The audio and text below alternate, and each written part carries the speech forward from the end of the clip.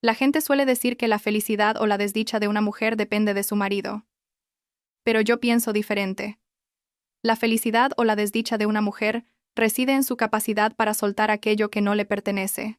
Me encontraba parada, vacilante, frente a la entrada de la prestigiosa clínica de maternidad Ruber Internacional en Madrid, apretando con fuerza en mi mano el informe de la ecografía, ya algo arrugado por el sudor. Sin embargo, una extraña calidez ascendía por mi interior, extendiéndose por todo mi cuerpo. El doctor acababa de señalar una borrosa pantalla en blanco y negro para decirme con voz jubilosa: «Enhorabuena, señora de la Torre, es un embarazo gemelar». Los dos corazones fetales laten con mucha fuerza. Dos pequeñas almas estaban creciendo dentro de mí. El resultado de 3 años de espera angustiosa, y también el resultado de aquella fatídica noche de embriaguez. Acaricié suavemente mi vientre, sonriendo mientras susurraba: «Tesoros de mamá, por fin habéis llegado». Tomé un taxi de vuelta al chalet en La Moraleja, el lugar que durante los últimos 3 años había llamado hogar pero donde nunca había sentido calidez. Empezaba a lloviznar. Las gotas de lluvia golpeaban el cristal del coche, frías y punzantes, como el presagio de una tormenta inminente. Al bajar del coche, la sonrisa se desvaneció de mis labios, reemplazada por un estupor que me paralizó. Mi vieja maleta gris, lo único que traje conmigo al entrar en aquella opulenta familia, yacía abandonada en medio del patio de baldosas empapadas por la lluvia. Mi ropa y mis libros estaban esparcidos por todas partes. Algunos de mis vestidos blancos, manchados de barro, ofrecían una imagen patética. Antes de que pudiera reaccionar, la pesada puerta de roble se abrió. Doña Dolores, mi suegra, estaba allí de pie con una expresión glacial. Sus ojos afilados me miraban como si yo fuera un desecho del que había que deshacerse. Sin mediar palabra, me arrojó a la cara un fajo de papeles. Las hojas blancas volaron erráticamente antes de caer en un charco a mis pies. Me agaché para recogerlas. La frase en negrita que me golpeó los ojos me hizo soltar una risa amarga. Diagnóstico: síndrome de ovario poliquístico, reserva ovárica baja. Posibilidad de concepción nula. Doña Dolores levantó la barbilla y dijo: «Míralo bien. El doctor ya lo ha confirmado. Eres un árbol que no da fruto. La familia de la Torre lleva 3 generaciones de hijos únicos. No podemos permitir que nuestro linaje se extinga en tus manos». Levanté la vista hacia ella, a punto de abrir la boca para explicarle lo del informe de la ecografía que ardía en mi bolso, pero me detuve. Javier estaba sentado en el salón. Ocupaba un carísimo sofá de diseño, sosteniendo una copa de Rioja, que agitaba con suavidad. Su porte era de una calma cruel. Al verme, ni siquiera se molestó en levantarse. Simplemente dejó la copa sobre la mesa y habló con una voz que llegaba hasta mí, con un tono tan sereno como si estuviera comentando el tiempo. «Elena, mamá tiene razón. Terminemos con esto». Entré en la casa, sin importarme la ropa empapada, y miré directamente al hombre que había amado con todo mi ser durante los últimos 3 años. Javier aún mantenía el aire sofisticado de un gran presidente de empresa, pero la mirada que me dirigía ahora solo contenía hastío y fastidio. Empujó hacia mí una exclusiva tarjeta bancaria negra y un acuerdo de divorcio ya firmado con su nombre. «Sofía ha vuelto a España», dijo él, «y necesita un estatus. En esta tarjeta hay 3 millones de euros. Considéralo una compensación por tus 3 años de juventud. Tómalos y firma los papeles. No nos lo pongamos más difícil». Sofía, ese nombre fue como una cuchillada en mi corazón. Su amor de juventud, la mujer a la que nunca había olvidado a pesar de estar casado conmigo. Resultó que la razón por la que me echaban no era solo ese falso informe médico, sino porque la verdadera dueña de su corazón había regresado. Doña Dolores, a su lado, añadió una frase cargada de veneno: «Que te dé 3 millones es más que generoso para una nuera inútil como tú. Coge el dinero y lárgate de mi vista. No dejes que Sofía te vea aquí y se disguste». Miré la tarjeta que yacía inerte sobre la mesa de cristal, y luego bajé la vista a mi vientre. Si hubiera sido la Elena de ayer, probablemente me habría arrodillado a llorar, suplicándoles que no me echaran. O habría gritado, defendiéndome de la injusticia de que no era estéril. Pero ahora, al sentir la presencia de las pequeñas vidas que se movían en mi subconsciente, de repente todo me pareció ridículo. Un marido que me había sido infiel en pensamiento durante años, una suegra cruel que falsificaba informes médicos, ¿merecían que me aferrara a ellos? Si les contaba lo de mi embarazo, ¿qué harían?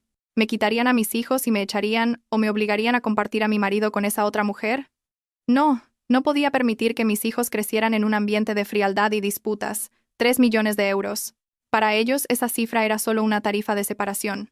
Pero para mis hijos, y para mí en este momento, era un salvavidas, el capital para empezar una nueva vida. Respiré hondo.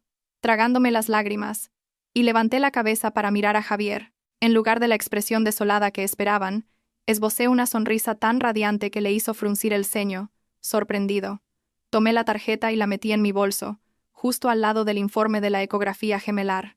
Le envié un mensaje a mi mejor amiga. Mis dedos volaban sobre el teclado mientras mi corazón se sentía extrañamente ligero. Me ha tocado la lotería. Soy libre. Volviéndome hacia Javier, pronuncié cada palabra con claridad. De acuerdo, acepto el divorcio. El dinero está sobre la mesa. Gracias por tu generosidad. Nos vemos mañana en el juzgado. Dicho esto, me di la vuelta y salí de aquella casa sin mirar atrás ni una sola vez, dejando tras de mí el asombro de madre e hijo detrás de la fría puerta de aquella mansión. A la mañana siguiente, el cielo de Madrid estaba increíblemente despejado después del aguacero de la noche anterior, exactamente como mi estado de ánimo. Me paré frente al gran espejo del baño del hotel, observando a la mujer que me devolvía la mirada. Ya no era la esposa desaliñada con ropa de casa vieja, ni la cara de resignación sumisa que ponía cada vez que mi suegra me regañaba. Elegí un vestido de seda color burdeos que se ajustaba sutilmente, realzando mi piel blanca y mi figura aún esbelta de los primeros meses de embarazo. Me puse un poco de labial rojo, perfilé mis cejas con decisión. Hoy era el día en que firmaba la sentencia de muerte de mi matrimonio, pero ¿por qué se sentía más como el día de mi renacimiento? Llegué al despacho del abogado 15 minutos antes. Me senté cómodamente en el sofá con las piernas cruzadas y disfruté de una taza de té caliente. Cuando Javier y doña Dolores entraron, noté claramente cómo sus pasos vacilaron. Javier me miró fijamente, sus ojos clavados en mi sonrisa radiante y mi apariencia extrañamente hermosa. Quizás en el guión que él mismo había escrito, a estas horas yo debería tener los ojos hinchados de tanto llorar, suplicándole que lo reconsiderara. Pero qué lástima. La Elena de hoy había muerto junto con la fe que una vez tuve en él. Doña Dolores, a su lado, me escudriñó de arriba a abajo y luego torció el gesto. Su voz sarcástica y agria resonó en la silenciosa oficina. Vaya. Una pensaba que estarías destrozada, pero resulta que en cuanto has visto el dinero has mostrado tu verdadera cara. Realmente, qué mujer tan codiciosa y materialista. Menos mal que mi familia se ha deshecho de ti a tiempo, si no, a saber si no acabarías vendiendo la casa. Lanzó su bolso de marca sobre una silla y me miró con desdén. No me enfadé en absoluto, al contrario, sentí lástima por ella. Toda su vida había vivido entre cálculos y sospechas. ¿Cómo podría entender los sentimientos de una madre que hace todo lo posible por proteger a sus hijos? Dejé suavemente la taza de té y respondí con una sonrisa. Doña Dolores, me halaga usted. Todo es gracias a la fortuna que su familia me ha concedido. Estos 3 millones para ustedes serán calderilla, pero para mí son un tesoro para rehacer mi vida. ¿Cómo no voy a estar contenta? Javier frunció el ceño, aparentemente molesto por mi actitud indiferente. Se sentó frente a mí y empujó el acuerdo de divorcio, revisado por última vez, en mi dirección. Su voz era fría pero contenía un matiz de sondeo. ¿No tienes nada que decir? ¿No quieres preguntar por qué elegí a Sofía? ¿O no quieres intentar salvar esto? Los hombres son extraños. Cuando los amas a muerte, te tratan como a nada. Cuando los sueltas sin dudarlo, sienten su orgullo herido. Cogí el bolígrafo, haciéndolo girar entre mis largos dedos, y lo miré directamente a los ojos sin vacilar. ¿Preguntar para qué, Javier? El resultado no va a cambiar. Tú has encontrado a tu alma gemela, y yo he encontrado mi libertad, además de un buen capital inicial. A esto se le llama un acuerdo beneficioso para ambas partes, una colaboración exitosa. Enfatiqué las palabras colaboración exitosa como una bofetada en su cara, convirtiendo nuestro matrimonio de 3 años en una mera transacción comercial. Firmé mi nombre en la sección correspondiente a la esposa. Mi caligrafía era fluida y decidida, sin el menor temblor. El sonido del bolígrafo sobre el papel era extrañamente agradable. Justo cuando dejé el bolígrafo, el teléfono en mi bolso vibró. Un mensaje del banco notificando un cambio en el saldo. 3 millones de euros recibidos en mi cuenta. Miré aquella larga cifra, y las comisuras de mis labios se curvaron involuntariamente. Ya estaba hecho. El futuro de mis 2 bebés estaba, en parte, asegurado. Me levanté, recogí mis documentos y le tendí la mano a Javier.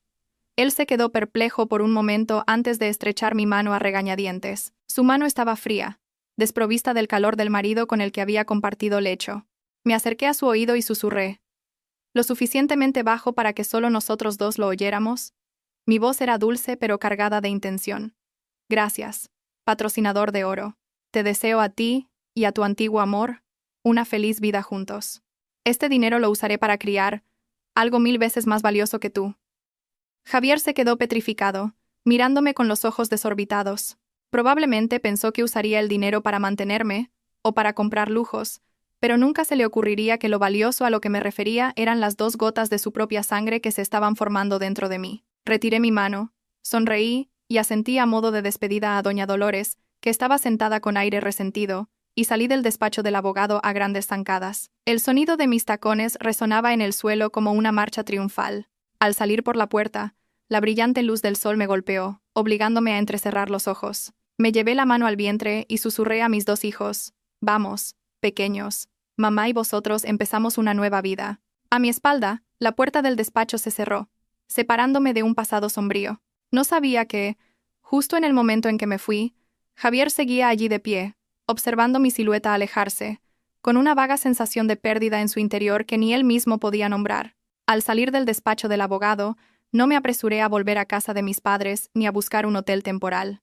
Tomé un taxi directo al complejo de apartamentos más lujoso de la ciudad, ese lugar que antes, cada vez que pasaba de camino al mercado, solo me atrevía a mirar con una mezcla de admiración y autocompasión.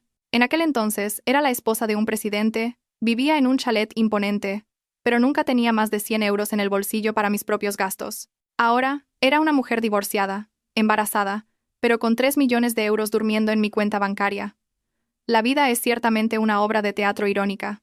Cuando tenemos amor, carecemos de respeto.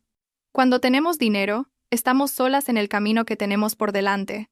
Decidí alquilar un espacioso ático con vistas al parque, con seguridad absoluta y servicio médico a domicilio 24/7. No escatimé en gastos, porque entendía que la seguridad de las 2 pequeñas almas en mi vientre era, en ese momento, incalculable.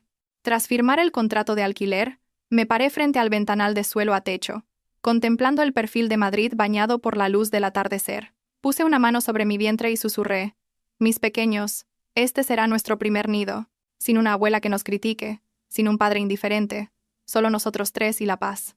Esa tarde me lancé a una maratón de compras como nunca antes me había atrevido a soñar.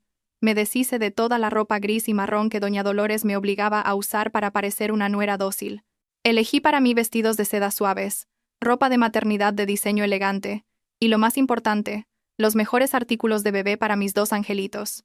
Sosteniendo en mi mano un par de patucos diminutos, del tamaño de mis pulgares, las lágrimas brotaron de mis ojos. Resulta que la felicidad no es esperar a que un hombre vuelva a casa a cenar, sino construir tu propio futuro con tus propias manos. Mientras yo disfrutaba de esa lujosa libertad, al otro lado de la ciudad, la atmósfera en el despacho de Javier era asfixiante. Él estaba sentado en su sillón presidencial, haciendo girar una pluma estilográfica cara, pero su mirada estaba perdida en el vacío. Sofía había llegado temprano, trayendo consigo un tupper decorado con esmero. Lo colocó coquetamente sobre el escritorio y dijo con voz melosa: «Cariño, lo he hecho yo misma. Come un poco mientras está caliente». Javier miró el tupper y recordó involuntariamente los almuerzos sencillos pero calientes que yo solía enviar a escondidas con el guardia de seguridad para que no le doliera el estómago. En aquel entonces, él solía fruncir el ceño, quejándose de la molestia, diciéndome que no hiciera esas cosas innecesarias. Ahora, frente al cuidado de la mujer que tanto había anhelado, no entendía por qué todo le parecía insípido y vacío. Forzó una sonrisa, abrió el tupper y comió unos bocados por compromiso, pero su mente se desvió hacia la imagen de mi sonrisa radiante y deslumbrante de esa mañana. Mi frase, «Gracias, patrocinador de oro», resonaba en su cabeza como una maldición. Su asistente entró, depositó con cautela un dossier sobre la mesa y dijo: «Señor presidente, según su petición, he estado monitoreando la cuenta que le proporcionó a la señora Elena. Esta tarde ha realizado un gasto considerable». Javier sonrió con desdén, su voz llena de desprecio. Lo sabía. Las mujeres acostumbradas al lujo, en cuanto tienen dinero, corren a comprar bolsos y zapatos de marca. Ella es tan vulgar como las demás. Pero el asistente vaciló un momento, y luego continuó con una expresión de desconcierto: «No, señor presidente. No compró bolsos. Alquiló un apartamento de lujo pagando un año por adelantado y compró una gran cantidad de mobiliario infantil y suplementos vitamínicos importados muy caros para...». El asistente dejó la frase en el aire, sin atreverse a mirar a su jefe a los ojos. Javier se detuvo en seco, sus pobladas cejas se fruncieron, la mano que sostenía el tenedor tembló ligeramente. ¿Niños? ¿Vitaminas? ¿Para qué compraba esas cosas si acababa de ser diagnosticada como estéril por un médico? ¿O acaso estaba usando su dinero para cuidar del hijo de otro hombre? Unos celos irracionales y la sospecha estallaron en el corazón de Javier como fuego avivado por el viento. Pensó en mi sonrisa enigmática, en la frialdad con la que firmé los papeles. ¿Y si el traicionado en este matrimonio no era él sino yo? La repentina lluvia de la tarde golpeaba los cristales de la oficina, creando un sonido seco y rítmico, idéntico a los latidos ansiosos en el pecho de Javier. En ese momento, arrebató el informe de gastos de las manos de su asistente. Sus ojos inyectados en sangre recorrían rápidamente cada línea. Sacaleches, cuna gemelar, vitaminas prenatales, ropa de recién nacido. Cada artículo aparecía como una prueba irrefutable de una verdad que no se atrevía o no quería creer. Javier golpeó el fajo de papeles contra la mesa. El fuerte ruido hizo que Sofía, que se estaba limando las uñas en el sofá, diera un respingo. Ella corrió hacia él, su voz dulce y ligeramente falsa. «¿Qué te pasa, cariño? ¿Hay algo que te haya enfadado tanto?» Javier no respondió. Apartó la mano de Sofía y empezó a caminar por la habitación como una bestia herida. En su cabeza solo giraba una pregunta. ¿Por qué? ¿Por qué una mujer a la que su madre le había arrojado un informe médico a la cara el día anterior, llamándola árbol sin fruto, estaba hoy comprando estas cosas? Había dos posibilidades. Una, Elena se había vuelto loca y compraba cosas para consolarse. 2. Estaba realmente embarazada. Pero si estaba embarazada, ¿quién era el padre? Javier recordó el informe que su madre le había dado. La conclusión era clara. Elena tenía ovarios poliquísticos. Era casi imposible que concibiera. Además, en los últimos 3 años, las veces que habían estado juntos se podían contar con los dedos de una mano. La última vez fue la noche de borrachera. Hacía 3 meses, pero al día siguiente, la había obligado a tomar la píldora del día después. La desconfianza era un rasgo inherente en hombres de poder como Javier. Empezó a conectar los puntos. Mi actitud distante últimamente.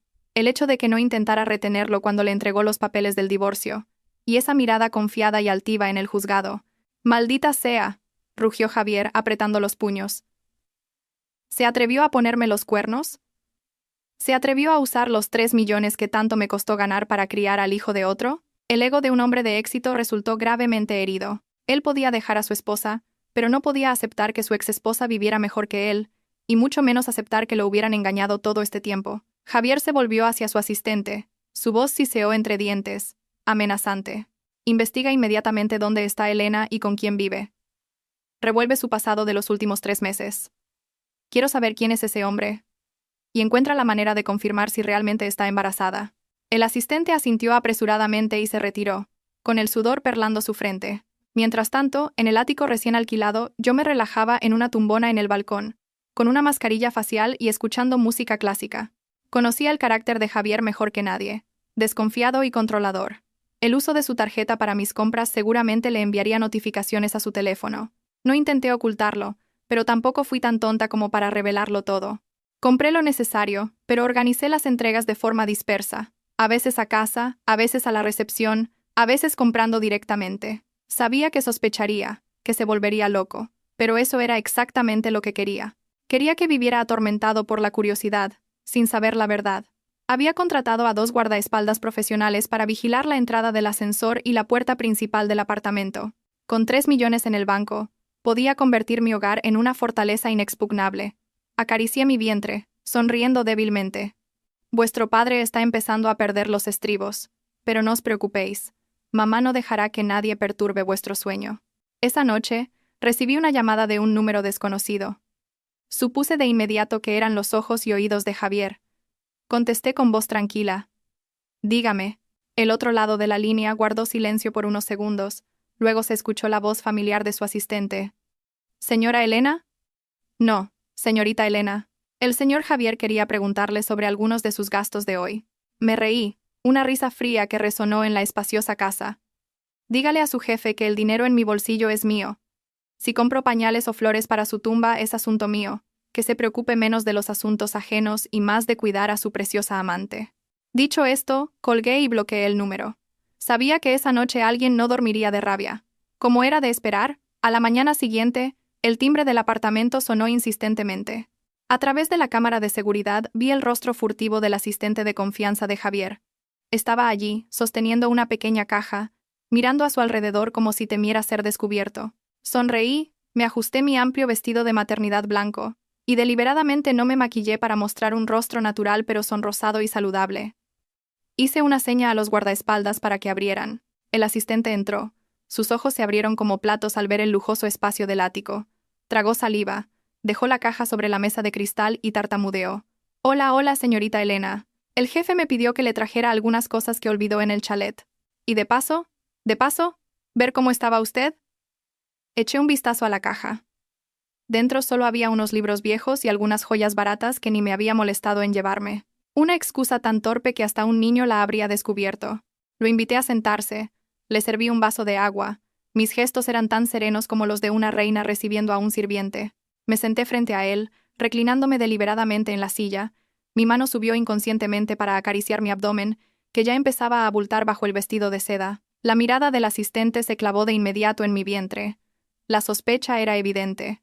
Tartamudeó. Señorita Elena, usted parece que ha ganado peso. Su piel también está más sonrosada que antes. Me reí suavemente. Mis ojos brillaban con una felicidad genuina. Al salir de esa jaula de oro, mi espíritu se ha liberado. Como bien y duermo bien, así que es natural que esté más saludable. ¿O acaso va a informarle a su jefe que estoy medio muerta? El asistente agitó las manos apresuradamente. No, lo que quiero decir es que ha comprado muchas cosas de bebé. Dejó la frase en el aire, esperando una confirmación por mi parte. Lo miré directamente a los ojos. La sonrisa en mis labios se volvió fría y afilada. Sabía que tenía una grabadora encendida en el bolsillo de su chaqueta. Este era el momento de lanzar el golpe psicológico que volvería loco a Javier. Dije lentamente, pronunciando cada palabra con claridad. ¿Tienes curiosidad? ¿O es tu jefe quien tiene curiosidad? Bueno, en honor a los viejos tiempos, te lo diré. Sí, estoy embarazada. De gemelos. El asistente se quedó boquiabierto, sin poder decir una palabra.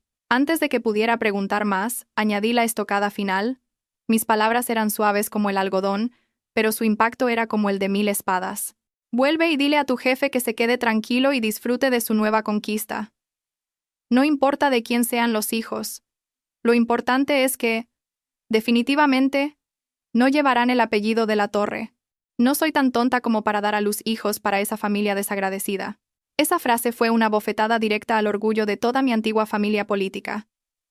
Estaba admitiendo mi embarazo pero negando la paternidad de Javier, sembrando en sus mentes la idea de que había tenido a alguien más desde hacía mucho tiempo. El asistente palideció y se disculpó apresuradamente para marcharse. Su andar era tan precipitado como el de un ladrón sorprendido en pleno acto. Media hora más tarde, en el despacho del presidente del Grupo de la Torre, el sonido de un jarrón antiguo rompiéndose en 1000 pedazos silenció toda la planta.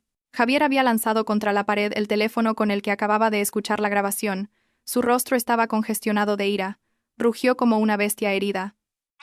Maldita sea, ¿cómo se atreve a decir eso? Si no llevan el apellido de la Torre, ¿qué apellido de qué desgraciado llevarán? Javier rebuscó frenéticamente en su memoria. Durante 3 años, yo había estado encerrada en casa, solo saliendo para hacer la compra y cocinar. ¿Qué oportunidad había tenido de conocer a alguien? Pero el embarazo estaba ahí, y además eran gemelos. No podía haber caído del cielo. Los celos ciegos nublaron su razón, haciéndole olvidar que él también había compartido una noche de pasión con su esposa. Solo sentía su orgullo pisoteado de la manera más humillante. La esposa que había despreciado y abandonado resultó haberle puesto los cuernos de una manera espectacular. Javier golpeó la mesa y ordenó al asistente, que temblaba en un rincón, que investigara. Encuentra a ese hombre a cualquier precio. Quiero ver quién ha sido tan audaz como para tocar a la mujer que una vez fue la esposa de Javier de la Torre. Y... prepara el coche. Quiero ir a verla ahora mismo. En su furia, Javier no se dio cuenta de que no estaba actuando como un exmarido que ya no sentía nada, sino como un hombre consumido por unos celos posesivos. Mientras Javier ardía de celos y rabia, en el chalet de La Moraleja, Sofía, la mujer que tanto había anhelado, se había instalado oficialmente. Llegó con decenas de maletas de ropa y cosméticos, transformando rápidamente mi antiguo dormitorio en su propio territorio. Los retratos de nuestra boda fueron arrojados al trastero y reemplazados por llamativos cuadros abstractos que ella llamaba arte. Sofía era muy hábil para ganarse el favor de doña Dolores. Le regalaba presentes caros, pasaba horas susurrándole confidencias y elogiando lo joven, hermosa y elegante que era. Doña Dolores, encantada, presumía por todas partes de su futura nuera, tan capaz y filial, a diferencia de la campesina mantenida que era yo. Pero esa fachada perfecta duró poco. Esa noche, Javier regresó a casa con aspecto ausente y agotado tras su arrebato de ira en la oficina. Aflojó su corbata y se dejó caer en el sofá. Sus ojos oscuros y pesados, Sofía corrió a recibirlo, vestida con un camisón de seda transparente y provocador. Se acurrucó en el regazo de Javier y le susurró: «Ya has vuelto, cariño. Te he estado esperando para cenar. Hoy he preparado el solomillo al Pedro Ximénez que tanto te gusta». Javier miró la mesa. La carne estaba quemada y ennegrecida. La guarnición parecía deshecha. A simple vista se notaba que era obra de una cocinera inexperta o comida comprada y recalentada. Recordó involuntariamente las comidas que yo preparaba. El solomillo, siempre en su punto. La salsa untuosa y equilibrada. La ensalada fresca y crujiente. Esa comparación desfavorable le hizo sentirse aún más desanimado. Apartó a Sofía y dijo con voz cansada: «Ya he comido. Come tú». Sofía se quedó helada. Un destello de resentimiento cruzó sus ojos, pero lo ocultó rápidamente. Sabía que Javier estaba distraído por el asunto conmigo. Se sentó a su lado, su suave mano acariciando su pecho. Su tono cambió a uno de falsa compasión. «¿Todavía estás pensando en lo de Elena? He oído a tu asistente decir que está embarazada, ¿es cierto?». Javier guardó silencio, pero sus manos se cerraron en puños. Al ver esto, Sofía se envalentonó. Le susurró al oído palabras venenosas. «Creo que no deberías estar triste. Que Elena se fuera tan rápido y se quedara embarazada de inmediato demuestra que lo tenía todo planeado desde hace tiempo. ¿Quién sabe? Quizás ese hombre ya estaba en su vida antes de que os divorciarais. Las mujeres de hoy en día son terribles, parecen inofensivas, pero nunca se sabe qué esconden». Cada palabra de Sofía era como echar leña al fuego. Javier se volvió para mirarla, con los ojos inyectados en sangre. «¿Tú también crees que me fue infiel?». Sofía fingió inocencia, parpadeando. «No me atrevería a asegurarlo, pero piénsalo. Llevabais 3 años casados sin hijos. El médico dijo que le costaría concebir, y justo al irse, se queda embarazada de gemelos y tiene dinero para alquilar un apartamento de lujo. Si no fuera porque un hombre rico la mantiene, ¿de dónde lo sacaría?». Javier se levantó de un salto. Los celos y la sospecha volvieron a estallar. Corrió a su despacho y llamó al detective privado para presionarlo. Quería la verdad, quería desenmascararme, demostrar que yo era una traidora despreciable. Rebuscó en mi agenda, en los registros de llamadas, incluso en el seguimiento del coche durante los últimos 3 meses. Pero cuanto más investigaba, los resultados lo dejaban más desconcertado. El informe detallado del detective mostraba que durante los últimos 3 meses, yo había vivido como una sombra, por la mañana al mercado, al mediodía a cocinar, por la tarde a limpiar, por la noche a esperar a mi marido. No me había reunido con ningún hombre desconocido, no había llamadas sospechosas, ni ninguna transferencia de dinero a mi cuenta aparte de los 3 millones que él me había dado. Javier sostenía el dossier. Un sudor frío le perlaba la frente. Si no le había sido infiel, si no había otro hombre, ¿de dónde había salido el embarazo? Se desplomó en la silla. Un escalofrío recorrió su espalda. Una idea loca, una posibilidad que nunca se había atrevido a considerar, comenzó a formarse en su cabeza. Revisó el calendario. Su dedo tembloroso se detuvo en el 15 de marzo. Exactamente 3 meses antes. Era el día del aniversario de la empresa y también la noche en que volvió a casa borracho. La tranquilidad de mi nuevo apartamento contrastaba por completo con la tormenta que se desataba en el corazón de Javier. Más tarde supe que, justo después de escuchar la grabación y leer el informe del detective, Javier perdió la calma e hizo algo insensato. Buscó en su agenda el número del médico privado de la familia, el que me había atendido durante los últimos 3 años, y que también había firmado el informe que concluía que yo tenía ovarios poliquísticos. Javier quería una respuesta definitiva, no de mi lengua afilada, sino de un profesional. En su frío despacho con aire acondicionado, Javier gruñó por teléfono. Cada palabra era como un cuchillo en el cuello del oyente. «Doctor Ramírez, dígame la verdad. ¿Cuál es el verdadero historial médico de Elena? ¿Cómo es posible que esté embarazada de gemelos?». El otro lado de la línea guardó silencio por un largo momento. Solo se oía una respiración entrecortada y temerosa. El doctor Ramírez era un viejo conocido de doña Dolores, pero ante la amenaza de Javier, que poseía acciones del hospital, no se atrevió a ocultar más la verdad. Confesó temblando: «Señor de la Torre, la verdad es que la señora Elena está perfectamente sana. El informe de esterilidad, su madre me obligó a falsificarlo para tener una excusa para echarla. Y en cuanto al embarazo…». Vaciló un momento y luego continuó, su voz apenas un susurro. «En la última revisión, antes de que se fuera, ya detecté signos de embarazo. Calculando según su ciclo menstrual y el tamaño del saco gestacional en la ecografía, la fecha de concepción coincide perfectamente con la noche del 15 de marzo. El teléfono se deslizó de la mano de Javier y cayó con un golpe seco sobre la pulida mesa de caoba. 15 de marzo. Recordaba esa noche perfectamente. La fiesta de aniversario de la empresa, bebió hasta perder el conocimiento, y el chofer lo llevó a casa. En su estado de embriaguez, me confundió con Sofía, me abrazó, apasionado y deseoso. A la mañana siguiente, al despertar y verme a su lado, me lanzó enfadado una caja de la píldora del día después, y me prohibió volver a mencionar el asunto. Resulta que no me había tomado esa píldora, o el destino había dispuesto que no surtiera efecto.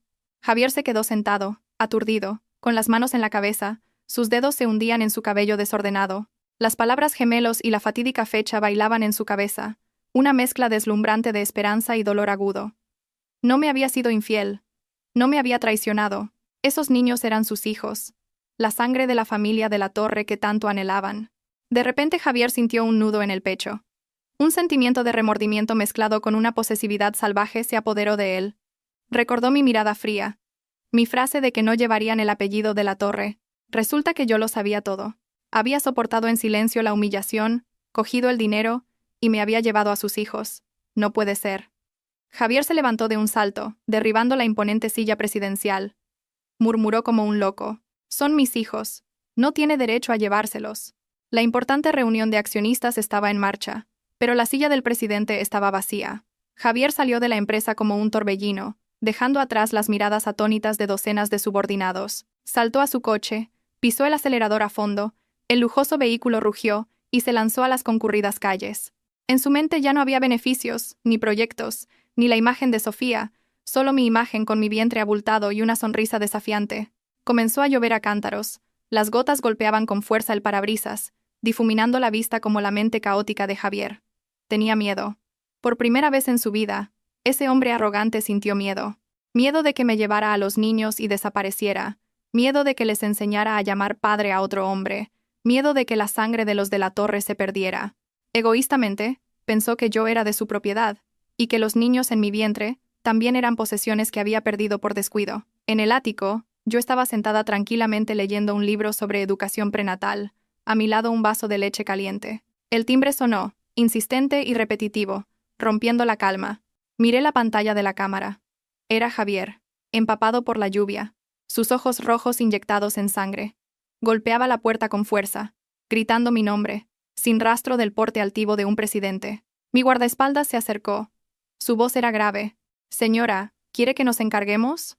Miré al hombre enloquecido a través de la pantalla. Una mezcla de satisfacción y amargura se apoderó de mí.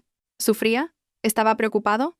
Comparado con los 3 años que yo pasé esperándolo, comparado con la humillación de ser expulsada por su madre, que era un poco de lluvia para él, dejé el vaso de leche, me levanté, me ajusté la ropa y le dije al guardaespaldas, «No hace falta, abriré yo».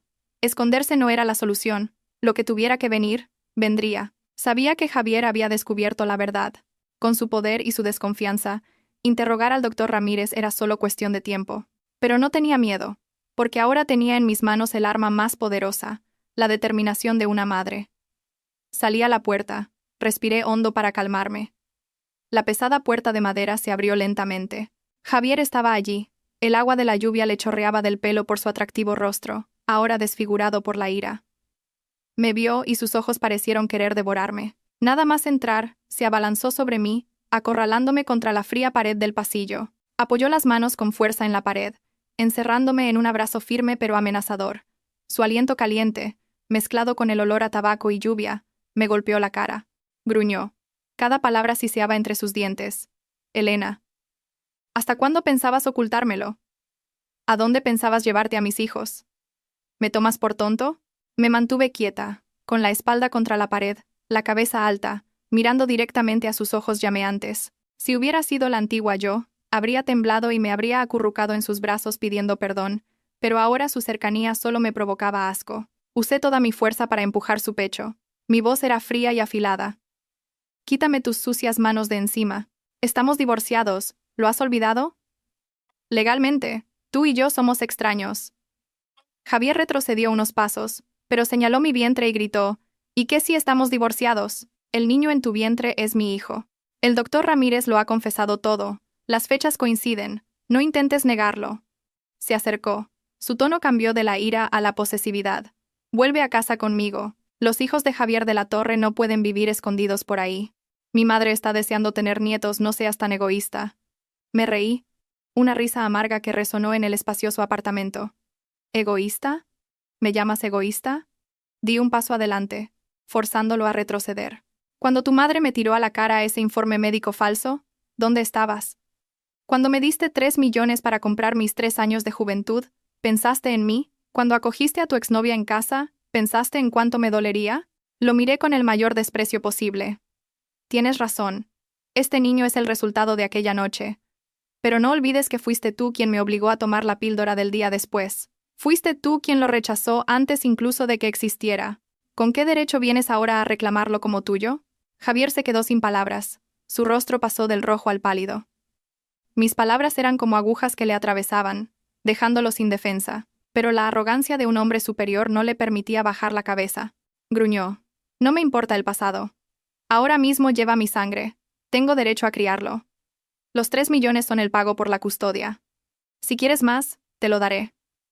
Otra vez el dinero. A sus ojos, todo se podía comprar con dinero, incluso el amor de una madre.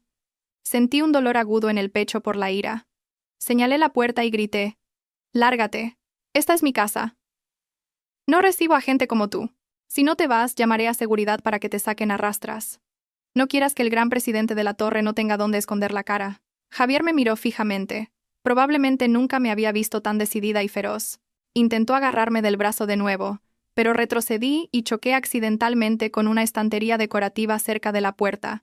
El golpe hizo que el bolso que había dejado allí cayera al suelo. Su contenido se desparramó. Un pintalabios, la cartera, las llaves del coche y una hoja de papel blanco cuidadosamente guardada en una carpeta médica.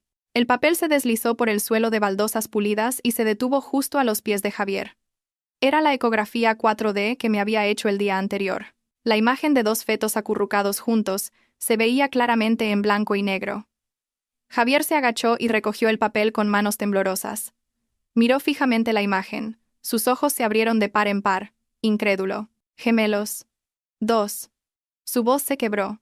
Ya no había rastro de la agresividad de antes, sino una extraña y abrumadora emoción. Por primera vez, ese hombre veía la forma de sus hijos, esas pequeñas vidas que crecían día a día y que él casi había desechado. El dedo de Javier acarició suavemente la imagen de las 2 cabecitas. Sus ojos se enrojecieron. Una intensa emoción paternal surgió en su interior, borrando todas las dudas y cálculos. Levantó la vista hacia mí. Su mirada era suplicante, débil, patética. Elena, ¿son niños? ¿O niñas?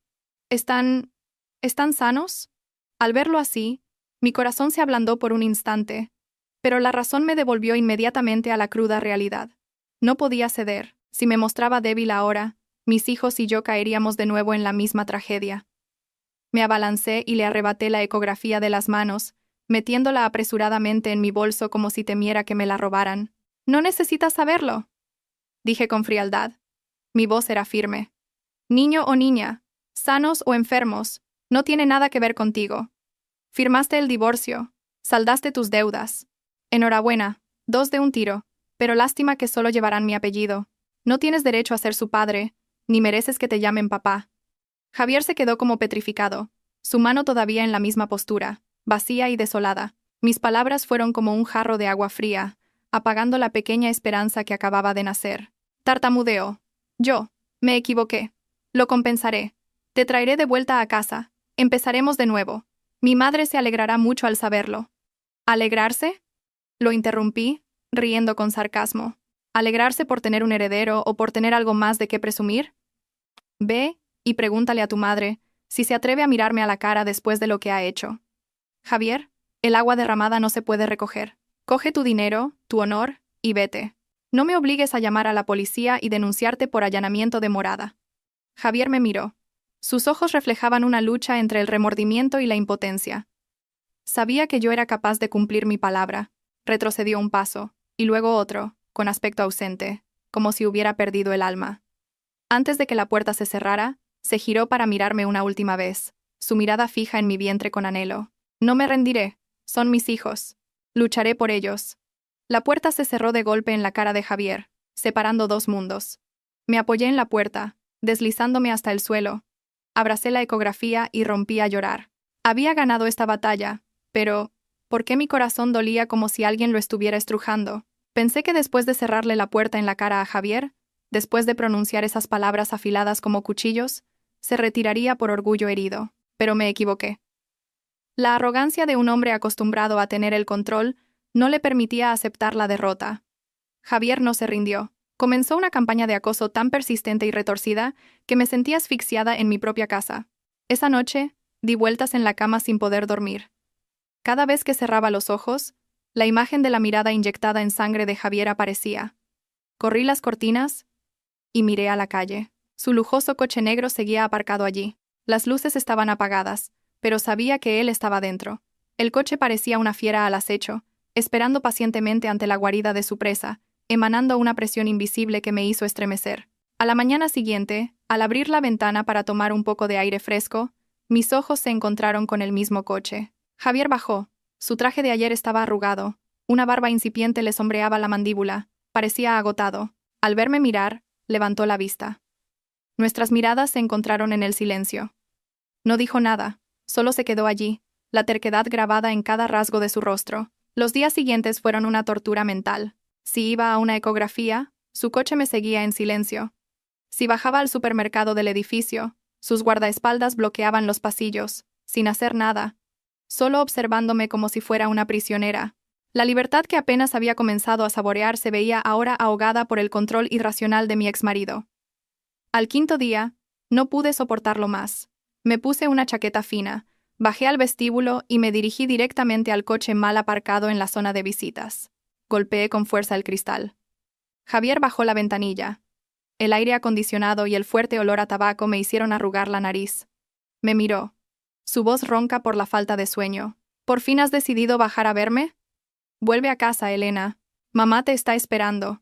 Miré al hombre que una vez fue mi mundo entero. Ahora me parecía tan extraño y detestable. Contuve mi ira y pronuncié cada palabra con claridad. Javier, ¿te das cuenta de lo que estás haciendo? Estamos divorciados. Estás acosando mi vida privada. Eres el presidente de una gran corporación. ¿Por qué te comportas como un pervertido que acecha a las mujeres? Javier abrió la puerta y salió del coche. Extendió la mano para agarrarme del hombro, pero retrocedí. Retiró la mano, la cerró en un puño y gruñó. No te estoy acosando. Estoy protegiendo a mis hijos. Llevas la sangre de los de la torre por ahí. ¿Crees que puedo quedarme tranquilamente en el chalet disfrutando? Deja de ser tan terca. En casa tienes médicos y personal de servicio para cuidarte. ¿No es eso mejor que este frío apartamento? Me reí con amargura. El viento me despeinó el cabello. Lo miré a los ojos y respondí. ¿Mejor? ¿Volver para que tu madre critique cada bocado que como? ¿Volver para veros a ti y a tu amante actuar? Dices que proteges a tus hijos, pero en realidad solo satisfaces tu instinto posesivo. No me quieres a mí, ni a estos niños que aún no han nacido. Solo temes que la gente cotillee que la exmujer de Javier de la Torre se llevó a sus hijos. Javier me miró fijamente. Quizás no esperaba que viera a través de su oscuro corazón. Algo que él mismo intentaba ignorar. Se acercó más, su alta figura proyectando una sombra sobre mí. Piensa lo que quieras, pero te lo advierto. O vuelves conmigo por las buenas, o te llevaré por las malas. No desafíes mi paciencia. Me estremecí ante su amenaza. Sabía que no bromeaba. Tenía dinero, poder y, lo más importante, estaba desesperado por la noticia de que iba a tener 2 herederos. Me di la vuelta y me fui, dejando tras de mí una frase fría. Inténtalo si quieres. Ya no soy la ingenua Elena de antes. Si me presionas demasiado, haré que todo el mundo conozca la verdadera cara de tu familia. La amenaza de Javier no fue en vano. Al día siguiente, comenzó a actuar. Por la mañana, mientras desayunaba una crema de avena, escuché un fuerte ruido en el pasillo. Miré por la mirilla y vi a mis vecinos de los 2 apartamentos contiguos mudándose. Pregunté y me enteré de que un magnate anónimo había pagado el doble del precio de mercado para comprar todos los apartamentos de mi planta, exigiendo la entrega inmediata. Me quedé helada. La cuchara de plata temblaba en mi mano. No necesitaba adivinar quién era ese magnate. Javier estaba convirtiendo mi planta en una prisión dorada. Quería aislarme, que al abrir los ojos viera a su gente, que al cerrarlos sintiera su control. Ese acto de usar el dinero para oprimir a otros me enfureció y me asqueó. Pero no se detuvo ahí. Por la tarde, cuando fui al hospital privado para mi cita de control, vi un pequeño camión aparcado en la entrada. Unos operarios descargaban cajas y cajas de suplementos, nidos de golondrina, aleta de tiburón, ginseng, apilándolos en la recepción. La jefa de enfermeras me vio y corrió hacia mí, con una expresión de admiración y confusión. Dijo: «Señorita Elena, ¿esto lo ha enviado su marido?» «Su exmarido. También ha donado un equipo de ecografía de última generación al departamento de maternidad, con la única condición de que la cuidemos con un trato especial». Miré la montaña de regalos y sentí como si estuviera viendo una pila de cadenas. Javier estaba usando el dinero para comprar a todos a mi alrededor, desde mis vecinos hasta mis médicos, convirtiéndolos en sus ojos y oídos en herramientas para controlarme. Quería demostrarme que sin importar a dónde fuera, el poder del dinero de los de la torre nos envolvería a mis hijos y a mí. Me acerqué a la jefa de enfermeras. Mi voz era gélida. «Por favor, devuélvaselo todo. O si no puede, dónelo a la caridad. No lo usaré, y no necesito ningún trato especial. Pago mis servicios médicos. Necesito privacidad, no esta ostentosa limosna». Dicho esto, me dirigí a la consulta, dejando atrás los murmullos. En la sala de espera, le envié un mensaje a Javier. «¿Crees que el dinero te da derecho a hacer lo que quieras? Puedes comprar casas y médicos, pero no puedes comprar mi respeto». Apenas enviado, Javier llamó. No contesté. Dejé que sonara hasta que se cortó. Sabía que intentaba acorralarme, hacerme sentir asfixiada e impotente para que volviera. Pero se equivocaba. Cuanto más me presionaba, más fuerte me volvía. Esa tarde, al volver a casa, el pasillo estaba inquietantemente silencioso. Los 2 apartamentos vecinos tenían las puertas cerradas y cerraduras nuevas. Me sentí como un pájaro enjaulado en una jaula de oro. Entré, cerré la puerta con llave y me dejé caer en el sofá, abrazando mi vientre. Las lágrimas de autocompasión brotaron. ¿Por qué era tan difícil vivir en paz y criar a mis hijos? ¿Por qué ese hombre no me dejaba en paz? En ese momento, sonó el timbre. Me sobresalté y miré sigilosamente. No era Javier, ni su asistente, sino un repartidor con un deslumbrante ramo de rosas rojas. Junto a él, una tarjeta con la caligrafía familiar de Javier. «Vuelve a casa, Elena. No seas terca. Los niños y tú me necesitáis, y yo tengo dinero suficiente para daros la mejor vida del mundo». Arrugué la tarjeta en mi mano. ¿La mejor vida del mundo? Una vida sin amor. Solo posesión y dinero para resolver problemas. Eso era el infierno, no el paraíso. Tiré el ramo a la basura. Los pétalos rojos cayeron como gotas de sangre, presagiando las tragedias que estaban por venir y que yo no podía prever. Javier, absorto en su batalla por recuperar a su esposa e hijos, había olvidado que en su lujoso chalet quedaba una mujer que conspiraba día y noche. Sofía, la mujer que una vez había atesorado como una joya, ahora era tratada con frialdad, abandonada como un adorno pasado de moda. Veía a Javier salir temprano y volver tarde. Lo veía mirar a escondidas mis ecografías. Veía las enormes facturas por la compra de apartamentos y los regalos enviados a mi casa. Los celos de una mujer egoísta estallaron como un fuego salvaje, consumiendo el poco juicio que le quedaba. Sofía entendió que si yo volvía, si mis 2 hijos nacían y eran reconocidos por la familia de la Torre, ella lo perdería todo. Su sueño de ser la señora de la mansión, la esposa del presidente, se desvanecería. No podía aceptarlo. Había invertido tanto esfuerzo. Había representado tantas obras de inocencia para que Javier se divorciara. ¿Cómo podía permitir que yo le diera la vuelta a la situación tan fácilmente? Si no puedo tenerlo, lo destruiré. Sofía, murmuró para sí misma frente al espejo. Sus ojos maquillados brillaban con una luz maliciosa. Cogió el teléfono y llamó a un paparazzi profesional que conocía del mundo del espectáculo. Trazó un plan cruel para destruir mi reputación, para convertirme de víctima en culpable a los ojos del público. Al día siguiente, un artículo con un titular sensacionalista se viralizó en las redes sociales. Escándalo. La exmujer del magnate JDT usa su embarazo gemelar para extorsionarlo. Lo abandona por otro, pero exige una pensión de 3 millones. Junto al artículo, fotos de alta calidad tomadas a escondidas que mostraban a Javier y a mí discutiendo frente a mi apartamento.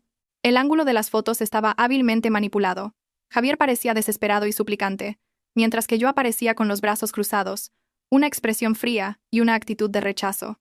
Otra foto me mostraba bajando de un taxi de lujo, con un bolso de marca que en realidad había comprado yo misma, junto a un corpulento guardaespaldas. El artículo estaba escrito con un tono mordaz, haciéndose pasar por un testigo presencial.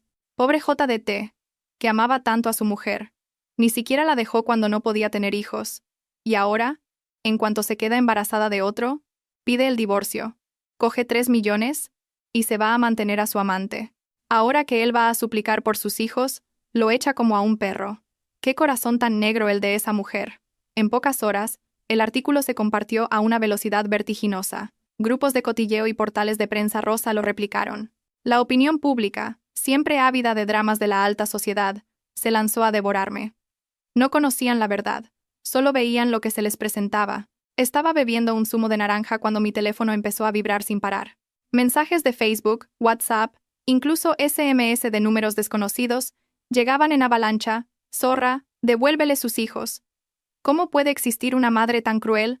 ¿No temes el karma por coger esos 3 millones? Las palabras maliciosas bailaban ante mis ojos, mareándome. Abrí temblorosa el artículo original. Miles de comentarios de odio, insultándome sin piedad. Algunos incluso etiquetaban a mis amigos y familiares para humillarme. Sofía, la artífice de este drama, debía estar disfrutando en su casa, saboreando una copa de vino y riéndose de mi dolor. Había golpeado mi punto más débil, mi honor y mi paz. Quería usar a la turba de Internet para acorralarme, para forzarme a abortar o a volverme loca por la presión. Dejé caer el teléfono en el sofá y me abracé la cabeza. El miedo se apoderó de mí, no miedo a los insultos, sino miedo a que la furia de la multitud dañara a mis hijos. Nunca imaginé que el corazón de una mujer pudiera ser tan venenoso. La tormenta en las redes sociales no se limitó a insultos en una pantalla. Comenzó a desbordarse al mundo real, amenazando directamente mi seguridad y la de mis hijos. Pocas horas después de que se publicara el artículo, la dirección de mi edificio, e incluso el número de mi apartamento, fueron filtrados en los comentarios.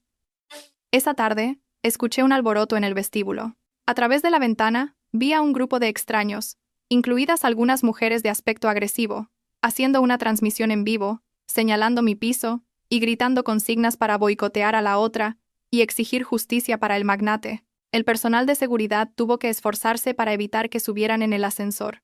Me acurruqué en un rincón de la habitación, con las luces apagadas y las cortinas corridas, sin atreverme a hacer ruido.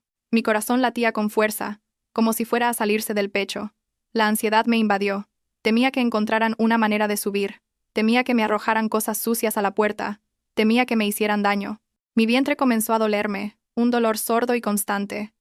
Pequeñas contracciones me hicieron entrar en pánico. Busqué apresuradamente el medicamento que el médico me había recetado. Mis manos temblaban tanto que derramé agua en el suelo. En ese momento, mi teléfono volvió a sonar. Era Javier. Dudé un momento y luego contesté. Mi voz se quebró por el miedo y la ira. ¿Estás contento ya? ¿Tú y tu amante estáis satisfechos? Queréis matarnos a mis hijos y a mí con la saliva del mundo, ¿verdad? Al otro lado de la línea, la voz de Javier sonaba urgente y preocupada. Elena, cálmate y escúchame. Yo no he hecho esto. Te lo juro. Me acabo de enterar. Mi equipo de comunicación ya está trabajando en ello, pidiendo que retiren el artículo. No leas los comentarios, no salgas. Voy para allá ahora mismo. ¡No vengas!, grité. Las lágrimas brotaban. Tu presencia solo empeorará las cosas. Me harán fotos contigo y volverán a decir que te estoy seduciendo. Javier, tienes dinero, tienes poder, puedes comprar el mundo entero, pero no puedes proteger a tu propia familia de la maldad de la mujer que una vez amaste. Eres un inútil. Colgué, arrojé el teléfono a un lado. El dolor de vientre aumentaba. Me acosté de lado, abrazando mi abdomen, susurrándoles a mis hijos. Lo siento tanto. Mamá no ha podido proteger vuestra paz. Afuera, el cielo se oscurecía, anunciando lluvia, como el día en que me echaron de casa de mis suegros. La diferencia era que esta vez, no solo estaba sola, sino también asediada por la crueldad del mundo. Javier dijo que estaba solucionándolo, pero sabía que una vez que la información se viraliza, aunque se elimine el original, miles de copias siguen existiendo. Esta mancha en mi honor me perseguiría, me atormentaría, y lo más amargo de todo era darme cuenta de que, por mucho que Javier intentara compensarlo, fue su debilidad y su ceguera pasadas las que, indirectamente, le dieron a Sofía el cuchillo para apuñalarme hoy. El timbre volvió a sonar, insistente y violento. No era el timbre educado de un visitante, sino golpes secos en la puerta. Contuve la respiración y miré por la pantalla. No era Javier, ni el personal de seguridad. Era una mujer desconocida, con el rostro cubierto por una mascarilla, sosteniendo un cubo con un líquido rojo oscuro. Miró directamente a la cámara, sus ojos brillaban con furia. Me estremecí y retrocedí. ¿Habían conseguido subir? Ni siquiera la seguridad de un edificio de lujo podía detener la ira de estos justicieros de Internet. Los golpes violentos en la puerta y la mirada furiosa de la mujer desconocida a través de la cámara me hicieron reaccionar. El miedo inicial dio paso al instinto de supervivencia de una madre. Comprendí que si seguía acobardada entre estas cuatro paredes, esperando la compasión o la protección de un hombre débil como Javier, mis hijos y yo seríamos aplastados. Era hora de levantarme, no para justificarme, sino para luchar. Me retiré al dormitorio, cerré la puerta con doble cerrojo, y marqué temblorosa un número que hacía mucho tiempo que no me atrevía a llamar. Al otro lado de la línea, la voz cálida y familiar de Miguel, el mejor amigo de mis padres, y ahora director de un importante periódico. Cuando mis padres murieron, me prometió que me trataría como a una hija, pero por orgullo y por la prohibición de doña Dolores, me había distanciado de él. «Elena, ¿eres tu hija? He oído que has tenido problemas». La voz de Miguel estaba llena de preocupación y compasión. Al oír la voz de un ser querido, las lágrimas brotaron, todo el dolor contenido se desbordó. Le conté todo entre sollozos: el informe médico falso, los 3 millones para forzar el divorcio, la campaña de desprestigio de Sofía. Miguel escuchó en silencio. Solo se oía su pesado suspiro al otro lado. Cuando terminé, su voz se endureció, cargada de la indignación de un padre que ve a su hija pisoteada. «Maldita sea. Los de la torre se creen por encima de todos, tratan a la gente como si fuera basura. No te preocupes, hija, no dejaré que esto quede así. ¿Tienes pruebas?» Me sequé las lágrimas, mi mirada se volvió firme. «Lo tengo todo, tío». Guardé el informe falso con la firma del médico de la familia, los mensajes de Javier presionándome para divorciarme y la grabación de su asistente admitiendo que usaron dinero para sobornar al personal médico. Quiero una rueda de prensa o, al menos, un artículo que destape su verdadera cara. Miguel aceptó de inmediato. Esa noche, mientras la turba enfurecida seguía insultándome en la red, me senté frente al ordenador y le envié cuidadosamente cada archivo de prueba. Cada clic del ratón era una cuchillada que me infligía a mí misma para extirpar el tumor. Sabía que hacer esto significaba declararle la guerra a mi antigua familia política, quemar todos los puentes, pero al mirar mi vientre, donde 2 pequeñas almas se acurrucaban, supe que no tenía otra opción. Afuera, la lluvia seguía cayendo. El viento silbaba entre las rendijas de las ventanas como el lamento de las mujeres indefensas, pero ya no sentía frío. La llama de la resistencia se había encendido, iluminando el oscuro camino que recorría. Les susurré a mis hijos: «Dormid tranquilos, pequeños. Mañana, cuando salga el sol, mamá luchará por nuestra justicia. Les demostraré lo temible que puede ser una mujer cuando la acorralan». A las 10 de la mañana del día siguiente, en plena hora punta de las redes sociales, un extenso artículo con un titular impactante apareció en la portada del prestigioso periódico de Miguel: «La verdad tras el divorcio de los 3 millones». Una suegra falsifica informes médicos para echar a su nuera embarazada de gemelos y hacer sitio a una antigua amante. El artículo no usaba un lenguaje sensacionalista, sino que presentaba pruebas contundentes y escalofriantes. La imagen del informe que me declaraba estéril junto a la ecografía gemelar, con fechas coincidentes, fue una bofetada directa a doña Dolores. Le seguía la grabación de la llamada del asistente, que revelaba los cálculos y el desprecio de la opulenta familia. La opinión pública, veleta como siempre, giró 180 grados. Los que ayer me llamaban cazafortunas hoy se compadecían de la esposa abandonada. La ola de indignación esta vez fue aún mayor, pero dirigida hacia los de la Torre y Sofía. Los internautas la llamaron la otra, la destroza hogares, la que se hacía la víctima. Las marcas de moda y cosmética que colaboraban con Sofía anunciaron la cancelación de sus contratos por temor al boicot. Sofía pasó de ser una niña bien cotizada a una rata escondida, sin atreverse a salir a la calle. A doña Dolores no le fue mejor. Esa mañana en el mercado la reconocieron. La señalaron y murmuraron: «¡Qué mujer tan malvada! Echa a su nuera embarazada de gemelos y la acusa de infidelidad. De tal palo, tal astilla». Alguien, más exaltado, le lanzó un manojo de verduras mustias. Mi altiva suegra tuvo que cubrirse la cara con el bolso y huir despavorida a su coche, humillada. Las acciones del grupo de la Torre se desplomaron. Javier, en su despacho, miraba el gráfico rojo en la pantalla con el rostro pálido.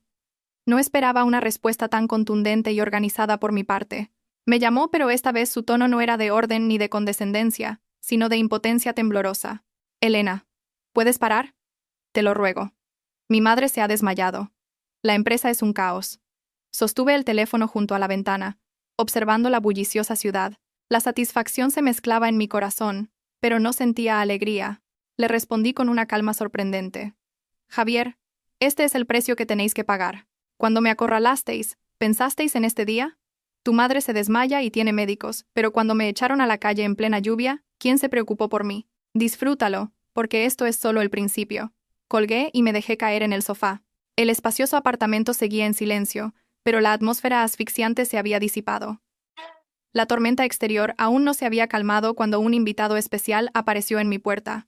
Era el abuelo de Javier, el verdadero patriarca de la familia de la Torre, recién llegado del extranjero tras una larga convalecencia. A diferencia de la mordaz doña Dolores o el débil Javier, el abuelo era un hombre profundo, razonable y muy honorable. Cuando llegué como nuera, fue el único que me miró con amabilidad. A veces incluso me daba algo de dinero a escondidas. Entró apoyado en su bastón, seguido por su leal y anciano asistente. Al verme con mi vientre prominente, sus viejos ojos se llenaron de una emoción intensa. Se sentó y dijo con voz temblorosa: «Elena, hija, he vuelto demasiado tarde. He permitido que sufras. Es mi culpa, por no saber educar a mi hijo y a mi nieto». La disculpa de un anciano, de un patriarca, me hizo sentir un nudo en la garganta. Le serví una taza de té, tratando de contener mis emociones. «No diga eso, abuelo. Esto no tiene nada que ver con usted. Es que mi destino con Javier se ha acabado. No culpo a nadie, solo a mí misma por elegir a la persona equivocada». El abuelo suspiró y dejó sobre la mesa un grueso dossier. «He leído la prensa y ya le he cantado las 40 a ese nieto mío.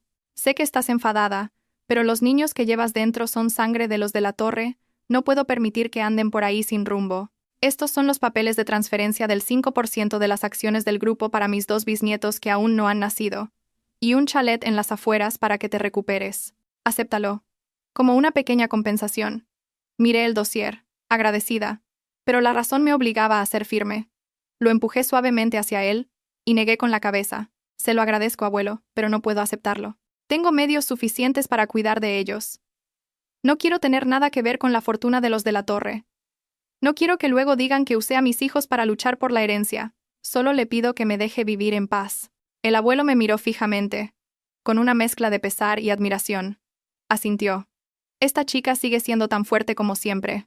De acuerdo. Respeto tu decisión. Pero prométeme que cuando nazcan, me dejarás visitarlos. A este viejo no le queda mucho. Solo espero poder sostener a mis bisnietos una vez». Asentí y saqué la ecografía de mi bolso para mostrársela. Tomó la imagen en blanco y negro.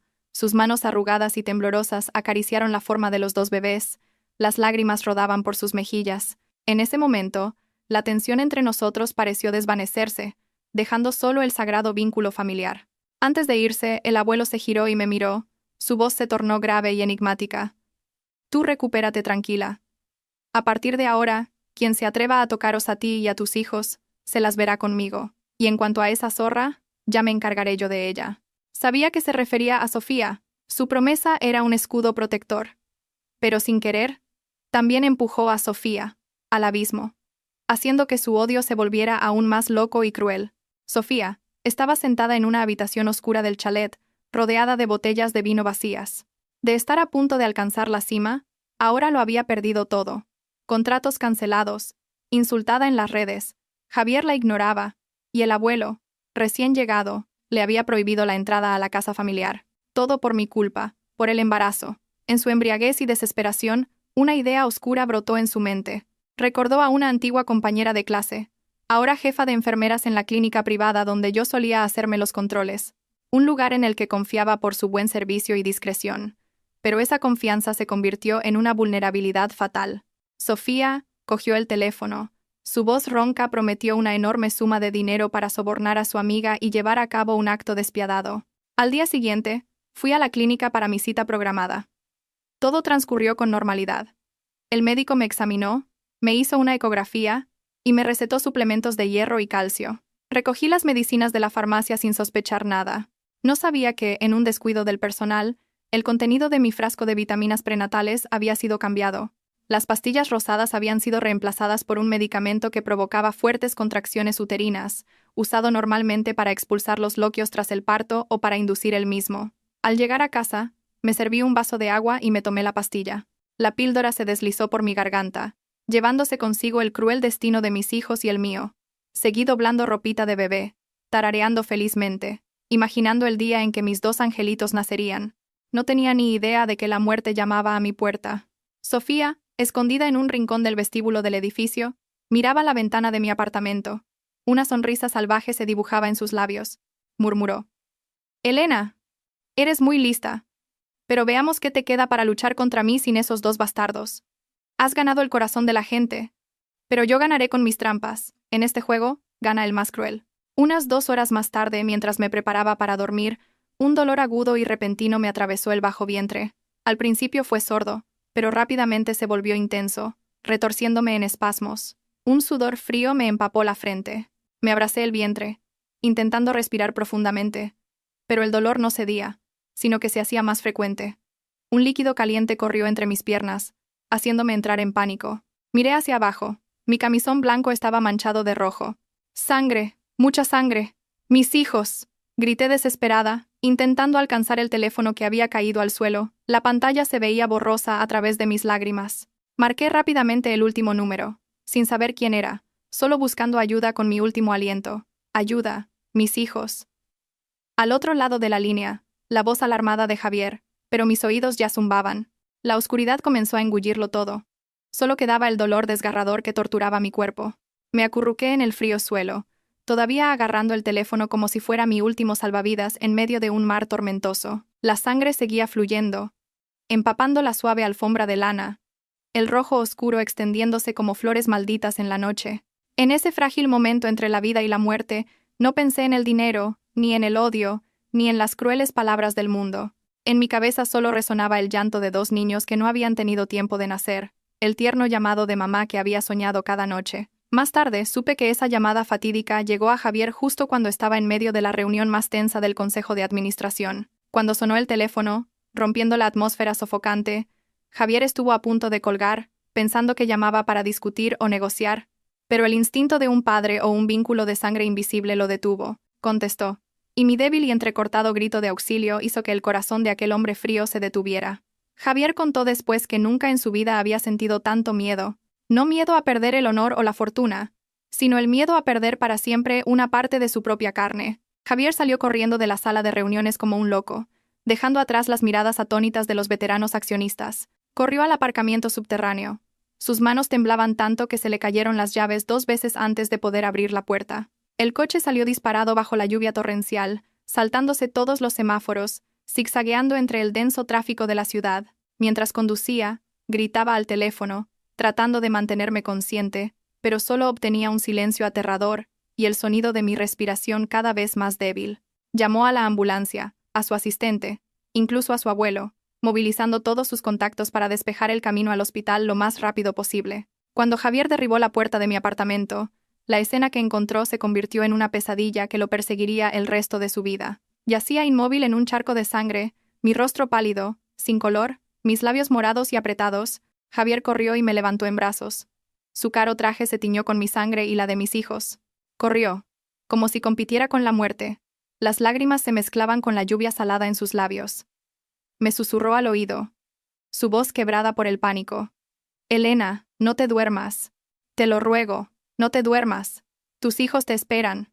Yo te espero. No puedes rendirte». En la ambulancia, la sirena aullaba, rasgando la noche silenciosa. Las enfermeras me rodearon, inyectándome medicamentos, poniéndome un goteo, anunciando constantemente mis signos vitales en caída libre. Javier apretaba mi mano helada, frotándola sin cesar para devolverle algo de calor. Miraba el monitor cardíaco, las débiles ondas verdes que palpitaban, y por primera vez, ese hombre arrogante rezó. Rezó a Dios, a sus antepasados, a cualquier fuerza que pudiera salvar nuestras vidas. En mi delirio, sentí que flotaba en un río helado, el frío calándome los huesos. Pero entonces una mano cálida me agarró, tirando de mí, evitando que la corriente me arrastrara. Oí la voz de Javier, una voz desesperada y dolida, muy diferente a su tono autoritario habitual. Esa voz fue como un ancla que mantuvo mi alma atada a este mundo, recordándome que no podía morir. Debía vivir para proteger a mis hijos, debía vivir para ver el mañana. La ambulancia se detuvo frente a la entrada del hospital. Los médicos ya esperaban con una camilla. Me llevaron rápidamente. Las luces del techo pasaban como estrellas fugaces. La puerta de urgencias se cerró de golpe, dejando a Javier fuera. En ese instante, la línea entre la vida y la muerte era tan fina como un cabello, y el destino de mis hijos y el mío estaba enteramente en manos de los médicos y de un milagro. El pasillo del hospital olía intensamente a desinfectante, ese olor característico donde la vida y la muerte se entrelazan, provocando náuseas y miedo. Javier estaba apoyado en la pared, con la cabeza entre las manos, temblando incontrolablemente. Su camisa blanca estaba manchada de sangre seca y endurecida. Parecía más patético y desesperado que nunca. El abuelo y el asistente también habían llegado. El anciano estaba sentado en la sala de espera, apoyado en su bastón, con los ojos cerrados, murmurando oraciones. Nadie se atrevía a decir nada. El ambiente era tan pesado como si una losa de 1000 kilos oprimiera el pecho de todos. La puerta de urgencias se abrió de golpe. Un médico salió, se bajó la mascarilla revelando un rostro tenso y sudoroso. Javier corrió hacia él y lo agarró del brazo. Su voz se quebró. «Mi mujer, mis hijos, ¿cómo están, doctor?» El médico lo miró con seriedad. «La situación es crítica. La paciente ha sido intoxicada con una alta dosis de un medicamento que provoca contracciones uterinas, lo que ha causado un desprendimiento de placenta y una hemorragia masiva. El útero se está contrayendo violentamente, y el ritmo cardíaco de los 2 bebés se está debilitando rápidamente. Tenemos que realizar una cesárea de emergencia. Si nos demoramos, podríamos perderlos a todos». Las palabras cayeron sobre Javier como un rayo. Sus piernas flaquearon. «¿Intoxicada?», murmuró, sin entender por qué yo habría tomado una droga tan letal. Pero no era momento de buscar culpables. El médico le entregó un formulario de consentimiento para la cirugía. Su voz era apremiante. «Necesita firmar esto ahora mismo. Pero debo advertirle, debido a la gran pérdida de sangre y los efectos secundarios del medicamento, la operación es de muy alto riesgo. En el peor de los casos, si hay complicaciones, nos veremos obligados a priorizar salvar a uno de los dos. La familia debe estar preparada». La frase inacabada del médico fue como una cuchillada en el corazón de Javier. Cogió el bolígrafo. Sus manos temblaban tanto que apenas podía escribir su nombre. ¿Salvar a uno de los dos? ¿Cómo podía elegir? Por un lado, la esposa a la que acababa de darse cuenta de que le debía tanto. Por otro, los 2 hijos que aún no habían nacido y que tanto anhelaba. Esta elección cruel era el castigo más severo por su indiferencia y arrogancia. Mientras yo yacía en la mesa de operaciones, la anestesia comenzaba a hacer efecto. Mi conciencia se desvanecía como una llama al viento. En mi duermevela, escuché una acalorada discusión fuera de la puerta. Oí la voz apremiante del médico, y luego el grito de Javier, que atravesó las gruesas paredes y resonó en mi mente. «¡Salven a la madre! ¿Me ha oído, doctor? Tienen que salvarla a toda costa. Si hay que elegir, elijo a mi mujer. No quiero a los niños si ella muere. ¿Entendido?» Esas palabras resonaron en mi cabeza, claras y dolorosas. Las lágrimas brotaron de mis ojos y rodaron por mis sienes heladas. Siempre había pensado que a Javier solo le importaba el embarazo, el heredero. Siempre había pensado que me buscaba solo por estos 2 hijos. Pero en ese momento de vida o muerte, ante la elección más cruel, me había elegido a mí. Había elegido a la mujer que una vez abandonó en lugar de los hijos que toda su familia esperaba. Javier firmó el consentimiento. Su caligrafía era un garabato de desesperación. Apoyó la cabeza en el hombro de su abuelo y rompió a llorar como un niño. El abuelo le palmeó la espalda. Sus viejos ojos también estaban enrojecidos. Lo entendía. Su nieto había madurado, pero el precio de esa madurez era demasiado alto.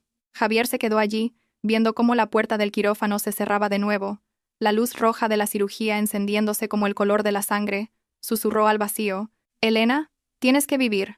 Ódiame si quieres, no me perdones si quieres, pero tienes que vivir. Me equivoqué. Realmente me equivoqué». Dentro del quirófano, los médicos y enfermeras corrían contra el tiempo. El sonido metálico de los instrumentos, el pitido acelerado de los monitores, las órdenes cortas y precisas del cirujano. Me hundí gradualmente en una oscuridad infinita, llevándome la confesión tardía de Javier como un último y débil rayo de luz que calentaba mi corazón, helado durante tanto tiempo. El tiempo pasaba, cada segundo, cada minuto, lento y pesado, como si alguien hubiera atado plomo a las manecillas del reloj. Fuera, en el pasillo, Javier caminaba de un lado a otro hasta desgastar las baldosas, con los ojos fijos en la luz roja de en cirugía. Cada vez que la puerta se entreabría, su corazón se encogía, temiendo recibir malas noticias. El abuelo, sentado, desgranaba las cuentas de un rosario, rezando sin cesar. El espacio estaba sumido en un silencio aterrador, solo roto por el sonido de pasos nerviosos y suspiros pesados. Dentro del quirófano, la batalla por la vida era feroz. Mi sangre seguía fluyendo. La presión arterial caía a niveles alarmantes. Los médicos transfundían sangre continuamente. realizando la cesárea mientras intentaban detener la hemorragia uterina. Hubo momentos en que mi corazón se detuvo en el monitor, dejando a todo el equipo sin aliento. Pero entonces, gracias al esfuerzo sobrehumano de los médicos y a la férrea voluntad de vivir de una madre, logré superar el umbral de la muerte. ¡Ua! ¡Ua! El llanto de un bebé rompió la tensa atmósfera. Un primer llanto, seguido de un segundo, fuerte y claro, resonando por todo el quirófano. Eran 2 niños. Ambos estaban a salvo. El grito de alegría de la jefa de enfermeras fue como una melodía celestial que disipó todas las nubes oscuras. Yacía allí, aún inconsciente, pero una leve sonrisa pareció dibujarse en mis labios. Mis hijos habían llegado a este mundo, fuertes y resilientes, como su madre. La puerta del quirófano se abrió de golpe. Una enfermera salió empujando 2 incubadoras. Javier corrió hacia ellas. Sus piernas temblorosas casi le hicieron caer. Miró dentro. 2 pequeñas criaturas, rojas y diminutas como gatitos, acurrucadas, aún con restos de sangre y vérmix. Sus ojos estaban cerrados, sus boquitas entreabiertas respiraban acompasadamente. ¿Eran esos sus hijos? ¿Los niños de los que había dudado, a los que había querido rechazar? Javier acercó su mano grande y ruda, y tocó suavemente el cristal frío. No se atrevió a tocarlos, temiendo hacerles daño. Las lágrimas brotaron de sus ojos, sin control, sin disimulo. Lloró a lágrima viva, un llanto de arrepentimiento, de felicidad desbordante y de infinita gratitud. «Hijos míos. Soy papá. Lo siento», susurró, con la voz ahogada. Miró a los 2 bebés y luego hacia la sala de recuperación, donde yo seguía en coma. Un nudo de dolor se formó en su garganta. El abuelo se levantó con su bastón y se acercó tembloroso a ver a sus bisnietos. Sonrió, una sonrisa desdentada pero radiante. Las arrugas de su rostro parecieron suavizarse. «Qué bien, qué bien. La familia de la Torre tiene suerte. Nuestros antepasados nos protegen». Agarró la mano de Javier. Su voz era severa pero afectuosa. «¿Lo ves, nieto? Esta es tu sangre. Y esa es la mujer que ha arriesgado su vida por ti. A partir de ahora, si vuelves a hacer sufrir a esa madre y a sus hijos, no te lo perdonaré». Javier asintió repetidamente. Las lágrimas seguían cayendo. Miró a sus hijos y luego a la puerta cerrada de la sala de recuperación. Sabía que la batalla por la vida había terminado, pero la batalla por recuperar mi corazón, por enmendar sus errores, apenas comenzaba. Y esta vez, lucharía con todo su corazón, con sinceridad, no con dinero ni poder. La enfermera llevó a los bebés a la unidad de cuidados intensivos para prematuros. Javier no los siguió. Se quedó frente a la puerta de recuperación, esperando pacientemente a que despertara. Quería ser la primera persona que viera al abrir los ojos. Quería decirme el gracias y el perdón que tanto tiempo me debía. La silueta solitaria y arrepentida de aquel hombre se proyectaba en el pasillo del hospital, marcando la transformación completa de una persona tras el mayor revés de su vida. La calma en el hospital era temporal, pero la verdadera tormenta se desataba fuera. Tan pronto como supo que mis hijos y yo estábamos fuera de peligro, el abuelo ordenó una investigación a gran escala. Con décadas de experiencia en los negocios, no creía que mi intoxicación fuera una coincidencia. Hizo acordonar la clínica privada donde me hacía los controles, solicitó las grabaciones de las cámaras de seguridad y analizó todas las muestras de medicamentos. No tardaron en descubrir la verdad. La cámara de seguridad de la farmacia había grabado a una enfermera cambiando a escondidas mi frasco de pastillas mientras sus compañeros no miraban. La gente del abuelo localizó rápidamente a la enfermera y la llevó a un lugar discreto para hablar. Ante la presión y las pruebas irrefutables, confesó todo.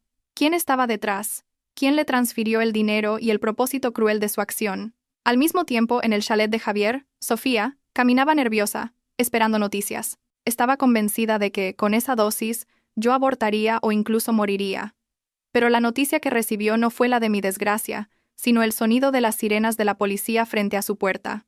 El portón se abrió, y 2 policías entraron, seguidos por el asistente de Javier con una expresión gélida. Sofía palideció. Intentó huir escaleras arriba, pero sus piernas temblorosas no le respondieron. Le leyeron una orden de arresto por lesiones graves e intento de asesinato. Cuando las frías esposas se cerraron en sus muñecas, Sofía gritó: «¡No pueden arrestarme! Soy la prometida del presidente Javier de la Torre. Él no lo permitirá». El asistente de Javier se acercó y la miró con desprecio. «Señorita Sofía, despierte». Fue el propio señor Javier quien entregó a la policía pruebas adicionales de su fraude financiero. No solo ha intentado hacer daño, sino que también malversó fondos de la empresa durante su tiempo allí. Prepárese para pasar una larga temporada en la cárcel. Sofía se quedó atónita. Sus ojos se abrieron con desesperación. Nunca imaginó que el hombre que había intentado conquistar por todos los medios sería quien la enviara a prisión. Se la llevaron, humillada, dejando atrás su sueño roto de lujo y poder. Doña Dolores presenció todo desde el piso de arriba. Su rostro estaba pálido como la cera. Se tambaleó, agarrándose a la barandilla, incrédula. La nuera perfecta, la chica dulce y obediente que tanto había elogiado, resultó ser una serpiente venenosa, una asesina a sangre fría. Recordó las veces que me había maltratado, las veces que había defendido a Sofía, y un escalofrío recorrió su espalda. Casi había sido cómplice indirecta de la muerte de sus propios nietos. Esa tarde, Javier volvió a casa a recoger algunas cosas para llevarme al hospital. Vio a su madre sentada en el salón, ausente, pero pasó de largo sin decir una palabra, como si fuera una extraña. Doña Dolores lo llamó, su voz temblorosa.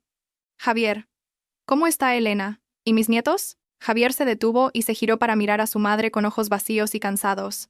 «Elena aún no ha despertado. Los niños están en la incubadora. ¿Por qué preguntas, mamá? ¿No era tu deseo deshacerte de ella? ¿No dijiste que era un árbol sin fruto?» Cada pregunta de Javier era una bofetada para doña Dolores. Ella rompió a llorar. «Me equivoqué. Esa zorra me engañó. Quiero ir a ver a mis nietos». Javier negó con la cabeza. Su voz era firme. «No hace falta, mamá. Tu presencia ahora solo alteraría más a Elena. Casi matas a tus nietos con tu estupidez y tu codicia. Lo mejor es que te quedes en esta casa y te arrepientas». Dicho esto, Javier cogió la bolsa y salió de la casa, dejando a su anciana madre hundida en un remordimiento tardío. El enorme y lujoso chalet se sentía ahora más frío y vacío que nunca, como las almas de quienes vivían en él. La verdad había salido a la luz, el mal había sido castigado, pero las heridas del corazón que dejó, ¿cuándo sanarían? La puerta del centro de detención se cerró tras Sofía, llevándose consigo su juventud y sus delirios de una vida de lujos por la que había luchado sin escrúpulos. Yacía en la cama del hospital, escuchando el relato de Miguel por teléfono, sin que mi corazón se inmutara. Sofía fue acusada de lesiones graves, y con las pruebas de fraude financiero y malversación de fondos que el propio Javier había proporcionado, su condena sería severa. La ley del karma, tarde o temprano, siempre llega. Quien siembra vientos, cosecha tempestades. Quien usa la crueldad para dañar a otros, acaba cavando su propia tumba. Javier estaba sentado a mi lado, su rostro visiblemente demacrado tras varias noches en vela. No dijo nada sobre Sofía, ni sobre la tormenta exterior. Solo se dedicaba a pelar y cortar pequeñas porciones de manzana. Su silencio transmitía el peso de su arrepentimiento. Pero sabía que hay heridas que, aunque vendadas, dejan cicatrices que duelen con el mal tiempo. Esa tarde, un llanto familiar se escuchó en el pasillo. Fruncí el ceño, a punto de darme la vuelta, cuando Javier se levantó y salió rápidamente. A través del cristal, vi a doña Dolores, cargada de fiambreras y bolsas, su rostro anciano bañado en lágrimas. Intentaba entrar, pero los guardaespaldas y Javier se lo impidieron. Sollozó Javier. «Déjame ver a mis nietos. Sé que me equivoqué. Le he preparado caldo de gallina a Elena. Déjame verlos solo un momento». Javier se interpuso. Su ancha espalda, en la que una vez me apoyé, ahora irradiaba una fría distancia. Dijo con voz grave pero firme: «Vuelve a casa, mamá. Ya te he dicho que tu presencia ahora no ayuda. ¿Quieres ver a tus nietos? ¿Pensaste en este día cuando echaste a mi mujer y a mis hijos a la calle? ¿Cuando dijiste que Elena era un árbol sin fruto?» Doña Dolores se detuvo. Su mano temblorosa soltó la fiambrera. Las lágrimas de un remordimiento tardío rodaron por sus mejillas arrugadas, pero no podían borrar el daño que nos había causado. Javier continuó: «Casi matas a tus propios nietos con tu ignorancia. Si de verdad nos quieres, deja a Elena en paz. No me obligues a cometer la falta de respeto de prohibirte la entrada para siempre». Al ver la figura de doña Dolores alejarse, sola y patética, mi corazón se encogió. La mujer que había pasado su vida entre cálculos y crueldad, finalmente recibía la frialdad de su único hijo. No sentí satisfacción, solo tristeza por una vida que no supo valorar lo que tenía. Javier volvió a la habitación y me miró con arrepentimiento. No sabía que yo lo había oído todo. Y en mi corazón, el muro invisible que me separaba de la familia de la Torre, se había elevado un poco más. 3 días después de la operación que casi me cuesta la vida, por fin estuve lo suficientemente consciente como para sentir el dolor de la larga incisión en mi abdomen. Pero el dolor físico no era nada comparado con el vacío de mi alma. Yacía allí, mirando el techo blanco, rodeada del monótono pitido de las máquinas. Javier seguía a mi lado, cuidándome meticulosamente. Me lavaba la cara, me daba de comer puré, me ayudaba a dar mis primeros pasos. Javier me ayudó a sentarme, colocando más almohadas detrás de mi espalda. Me trajo un tazón de sopa caliente, sopló suavemente y me lo acercó a la boca.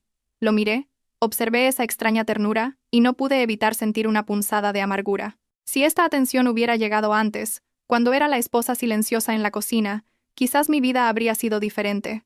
Aparté la cara. Mi voz era ronca. Puedo comer sola. Déjalo ahí. Javier se detuvo, la cuchara suspendida en el aire.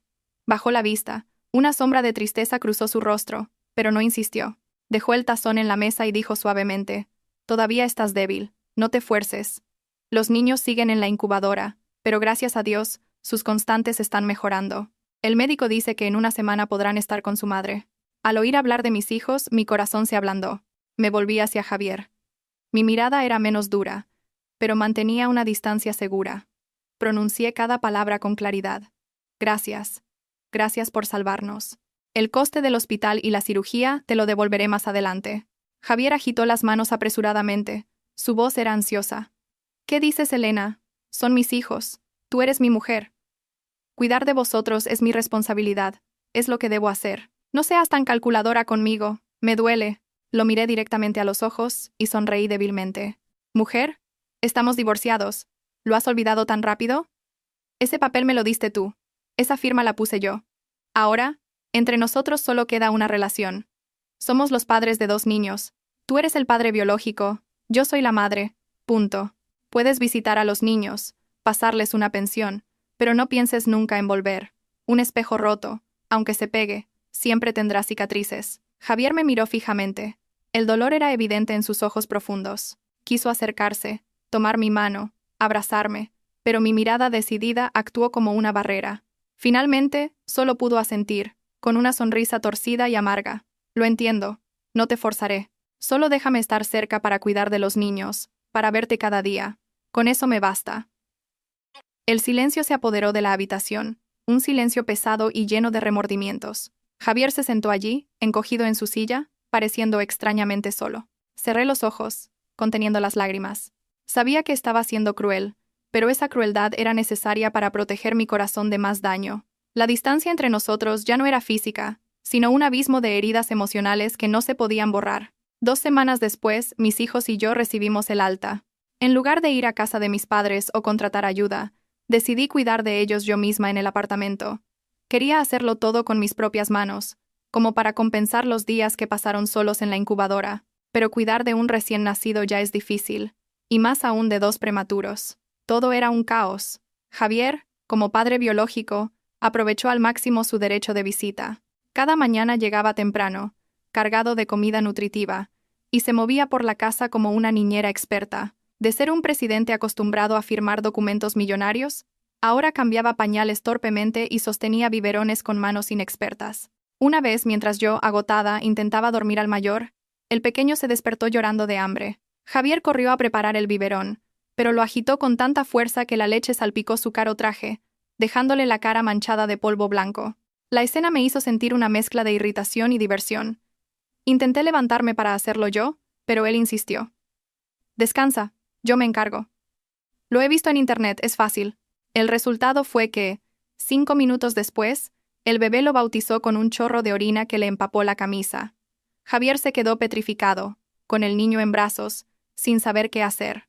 El bebé se reía a carcajadas, mientras que el padre presidente tenía una expresión de total derrota. «Vaya, regalito de bienvenida, hijo mío. Un poco salado, ¿no crees?». Lo observé desde la cama mientras limpiaba torpemente el desastre, y una emoción indescriptible surgió en mí.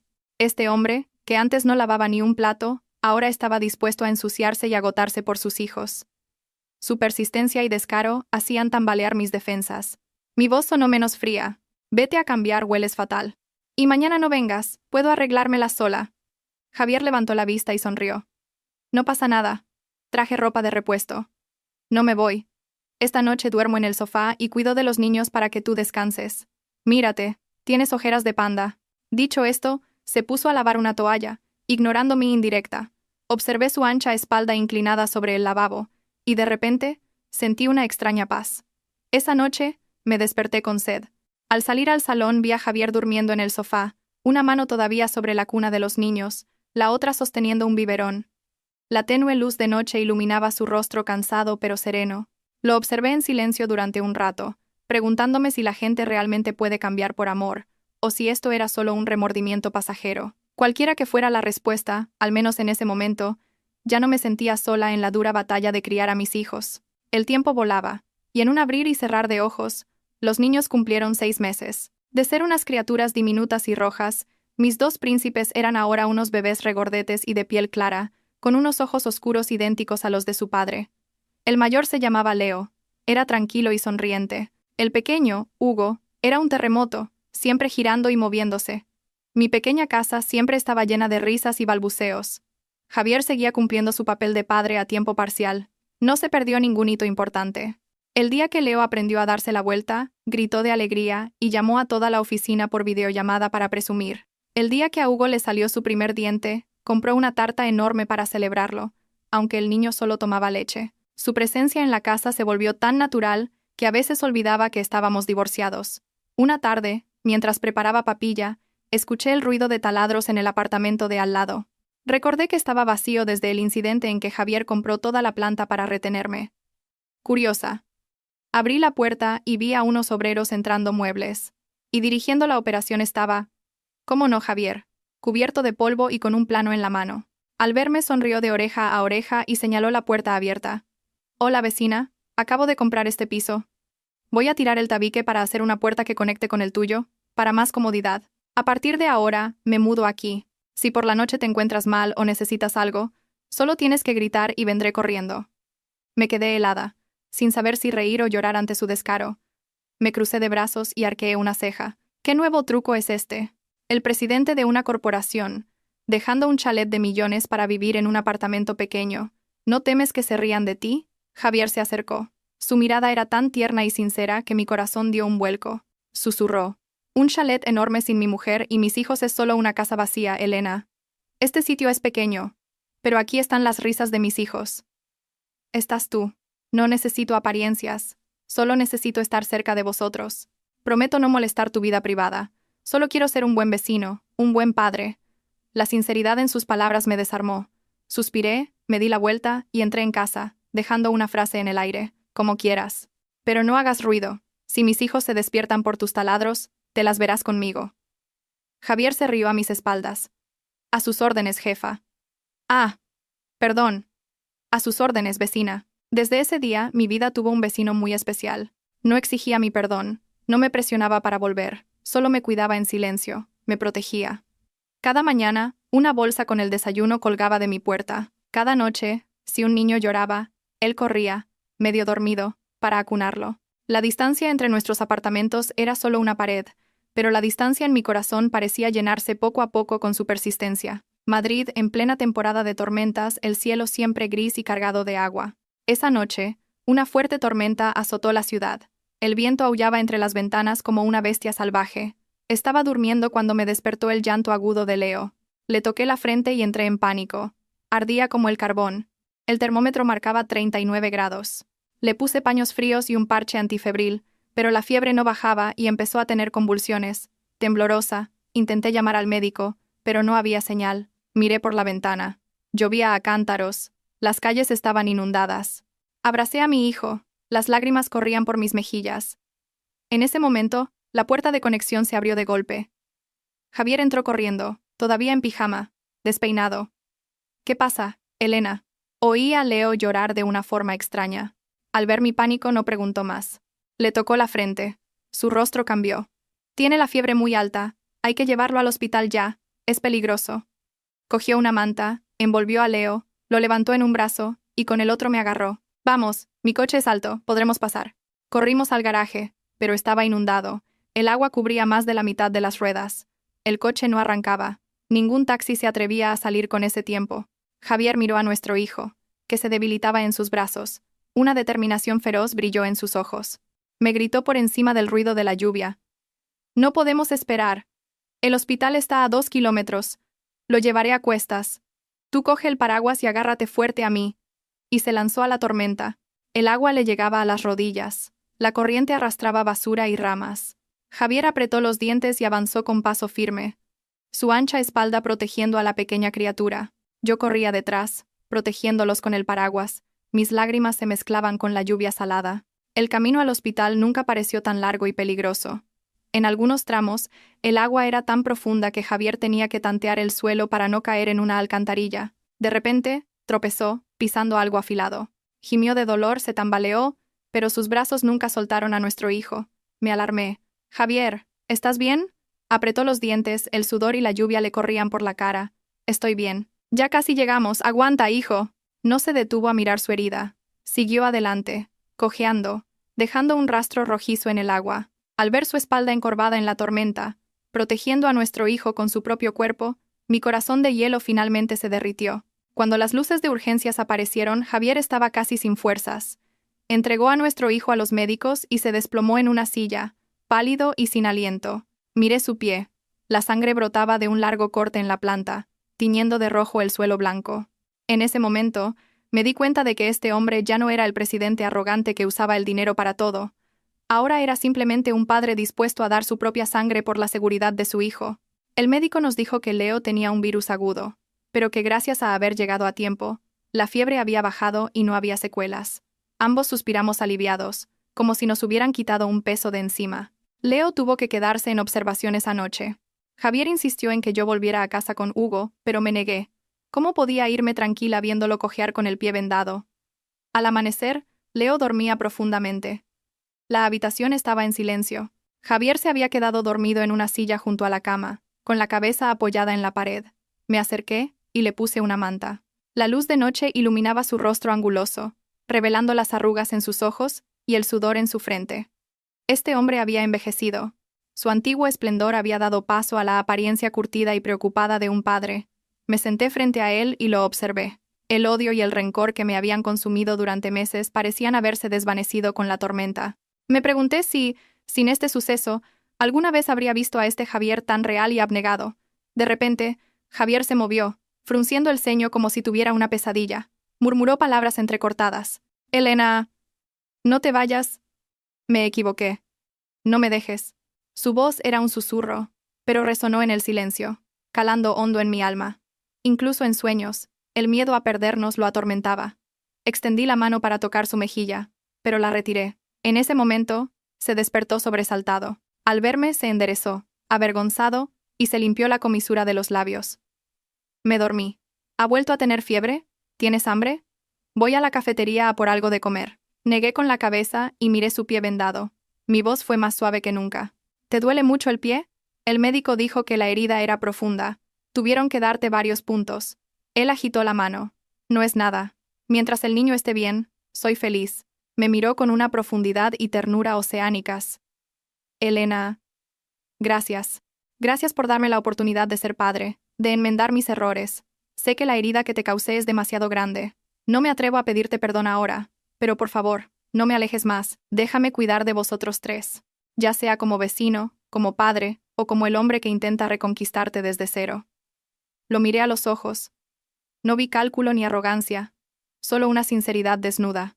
Suspiré, me levanté y me acerqué a él, ajustándole la manta. Dije en voz baja, pero lo suficientemente alta para que la oyera. Descansa. Y no digas tonterías. Si quieres reconquistarme, necesitas estar sano. Cojeando así, no vas a alcanzar a nadie. Javier se quedó helado por un segundo. Luego su rostro se iluminó con una alegría inmensa. Tomó mi mano y la apretó con fuerza, como si temiera que desapareciera. Prometo que me recuperaré muy rápido. Gracias, Elena, no retiré mi mano. La dejé en la suya. Fuera, la tormenta había pasado. Los primeros rayos de sol se colaban entre las hojas, anunciando un nuevo y más pacífico comienzo. Y así, sin darnos cuenta, mis dos príncipes cumplieron un año. Para su primer cumpleaños, no organicé una fiesta ostentosa en un restaurante, sino una celebración íntima en nuestro apartamento. Los invitados eran solo el abuelo, el tío Miguel, algunos amigos cercanos, y por supuesto, el vecino pesado de al lado. La casa estaba decorada en tonos azules. Leo y Hugo, vestidos con pequeños trajes y pajaritas, parecían unos hombrecitos. Gateaban por el suelo, peleando por un micrófono y un ordenador portátil en la bandeja de objetos para elegir su futura profesión, haciendo reír a toda la familia. El abuelo lloraba de la risa, abrazando a sus bisnietos y aspirando su dulce olor a leche. Cuando la fiesta terminó y los invitados se fueron, solo quedábamos Javier y yo, recogiendo el desorden. De repente, Javier atenuó las luces, dejando solo el parpadeo de las velas en el pastel. Me llevó al balcón, donde el viento soplaba fresco. No se arrodilló como en las películas, ni sacó un anillo de diamantes. De su bolsillo, sacó un grueso dossier y lo puso en mis manos. Fruncí el ceño. ¿Qué es esto ahora? ¿Un contrato de custodia? ¿Un acuerdo de bienes? Ya te he dicho que no necesito tu dinero. Javier negó con la cabeza. Su mirada era seria y tierna. No es dinero ni un contrato. Son los papeles de transferencia de todos mis bienes a tu nombre y al de los niños. Ya está todo notariado. Me quedé atónita. Mis manos temblaban al sostener los documentos. ¿Estás loco? Es todo el patrimonio de los de la torre. Si me lo das todo, ¿qué te queda a ti? Javier sonrió, una sonrisa ligera como una nube. Me quedan estas 2 manos y esta mente. Antes, usé el dinero para comprar tranquilidad y contratos para atarte, y lo perdí todo. Ahora, quiero apostar de nuevo, pero con sinceridad. Te doy todos mis bienes, lo que significa que no tengo nada. A partir de ahora, seré tu empleado, un hombre sin nada más que su amor por ti y por nuestros hijos. Tomó mis manos, su voz era cálida y profunda. Elena, no te pido matrimonio con un anillo, porque los anillos se pueden quitar. Te lo pido con mi confianza absoluta. Quiero que empecemos de nuevo, no por los niños, no por responsabilidad, sino porque de verdad te necesito. ¿Te atreverías a aceptar a este hombre sin nada y darle un hogar donde refugiarse? Miré al hombre que tenía delante. Miré profundamente en sus ojos. Recordé las noches en vela cuidando a nuestro hijo enfermo, su espalda cargando a nuestro hijo bajo la tormenta, el puré que cocinó torpemente cuando yo estaba cansada, el dinero, el estatus, todo era superficial. Lo que retiene a una mujer no son 3 millones ni un chalet, sino la seguridad de ser amada y valorada. Sonreí suavemente, las lágrimas de felicidad rodaron por mis mejillas. No dije sí, ni te quiero. Simplemente apoyé mi cabeza en su hombro y susurré. Si ya no tienes nada, a partir de mañana te levantas temprano a preparar biberones y cambiar pañales para empezar a pagar tu deuda. Los intereses se calculan a diario. Javier me abrazó con fuerza. Su risa feliz resonó bajo el cielo estrellado. No hacían falta palabras grandilocuentes. Un abrazo fuerte era suficiente para reparar todas las fracturas del pasado. 3 años después. Un fin de semana en el Parque del Retiro, lleno de sombras verdes y risas. Estaba sentada en el césped, mirando a lo lejos, donde 3 figuras jugaban con una cometa. Leo y Hugo ya tenían 4 años, corrían y saltaban como pajaritos. Javier seguía igual, siempre ocupado, sudando mientras sujetaba el hilo de la cometa, gritando ánimos más fuerte que los propios niños. Al ver esa escena, mi corazón se llenó de una paz inmensa. Los últimos 3 años habían sido un largo viaje de sanación y reconstrucción de la confianza. No volvimos a casarnos. Para mí, un papel o una boda lujosa ya no eran importantes. Lo importante era despertarme cada mañana y verlo en la cocina preparando el desayuno, volver a casa por la noche y escuchar las risas de mis hijos y la pregunta de mi marido. ¿Estás cansada hoy? Usé aquellos 3 millones para abrir una cadena de tiendas de alimentos ecológicos. El negocio prosperó, dándome total independencia económica. Ya no era la esposa encerrada en la cocina pidiendo dinero. Ahora era su socia, su compañera en igualdad de condiciones. Javier, tras delegar parte de su poder en la empresa, dedicaba la mayor parte de su tiempo a la familia. La gente decía que yo lo tenía dominado, pero él solo se reía y decía que era su mujer y podía hacer lo que quisiera, que no era la mujer del vecino. El viento de la tarde soplaba suavemente. Javier trajo a los niños corriendo hacia mí. Los 3 estaban sonrojados y sonrientes. Leo se acurrucó en mi regazo. «Mamá, papá es un campeón con la cometa. Vuela hasta las nubes». Hugo bebió agua y le pidió un beso a su padre. Javier se sentó a mi lado, se secó el sudor y apoyó la cabeza en mi hombro. «Qué cansancio, mujer, pero qué feliz estoy. ¿Qué te parece cómo entreno a mis 2 discípulos? Cuando crezcan, van a romper corazones». Le di un pellizco suave en la nariz. «Solo dices tonterías. En lugar de enseñarles cosas útiles, les enseñas a hacer travesuras». Él tomó mi mano, entrelazando nuestros dedos con fuerza. Nos quedamos así, en silencio, viendo cómo el atardecer teñía de púrpura el cielo. El pasado doloroso, los malentendidos, el odio, las mentiras. Todo había quedado atrás, dejando solo este presente sereno. De repente, me di cuenta de que la felicidad a veces no es un destino perfecto. La felicidad es que, Después de tantas tormentas, todavía nos encontramos, todavía estamos dispuestos a perdonar y a seguir caminando juntos de la mano. Las cicatrices de ayer son ahora lecciones valiosas que nos recuerdan apreciar lo que tenemos. Vámonos, Elena. La abuela nos espera para cenar. Me recordó Javier en voz baja. Doña Dolores había envejecido mucho. Tras los sucesos del pasado, su carácter cambió por completo. Se hizo vegetariana, rezaba, y solo deseaba ver a sus hijos y nietos. Asentí, me levanté, y me sacudí la ropa. Los cuatro, de la mano, caminamos hacia el aparcamiento. Nuestras sombras se alargaban sobre el césped verde. La vida es larga e impredecible. Pero creo que, mientras haya bondad en el corazón, mientras sepamos soltar y amar, sin importar cuántas dificultades atravesemos, el destino final siempre será la paz. Como después de un chaparrón, el cielo se despeja y el arco iris vuelve a brillar.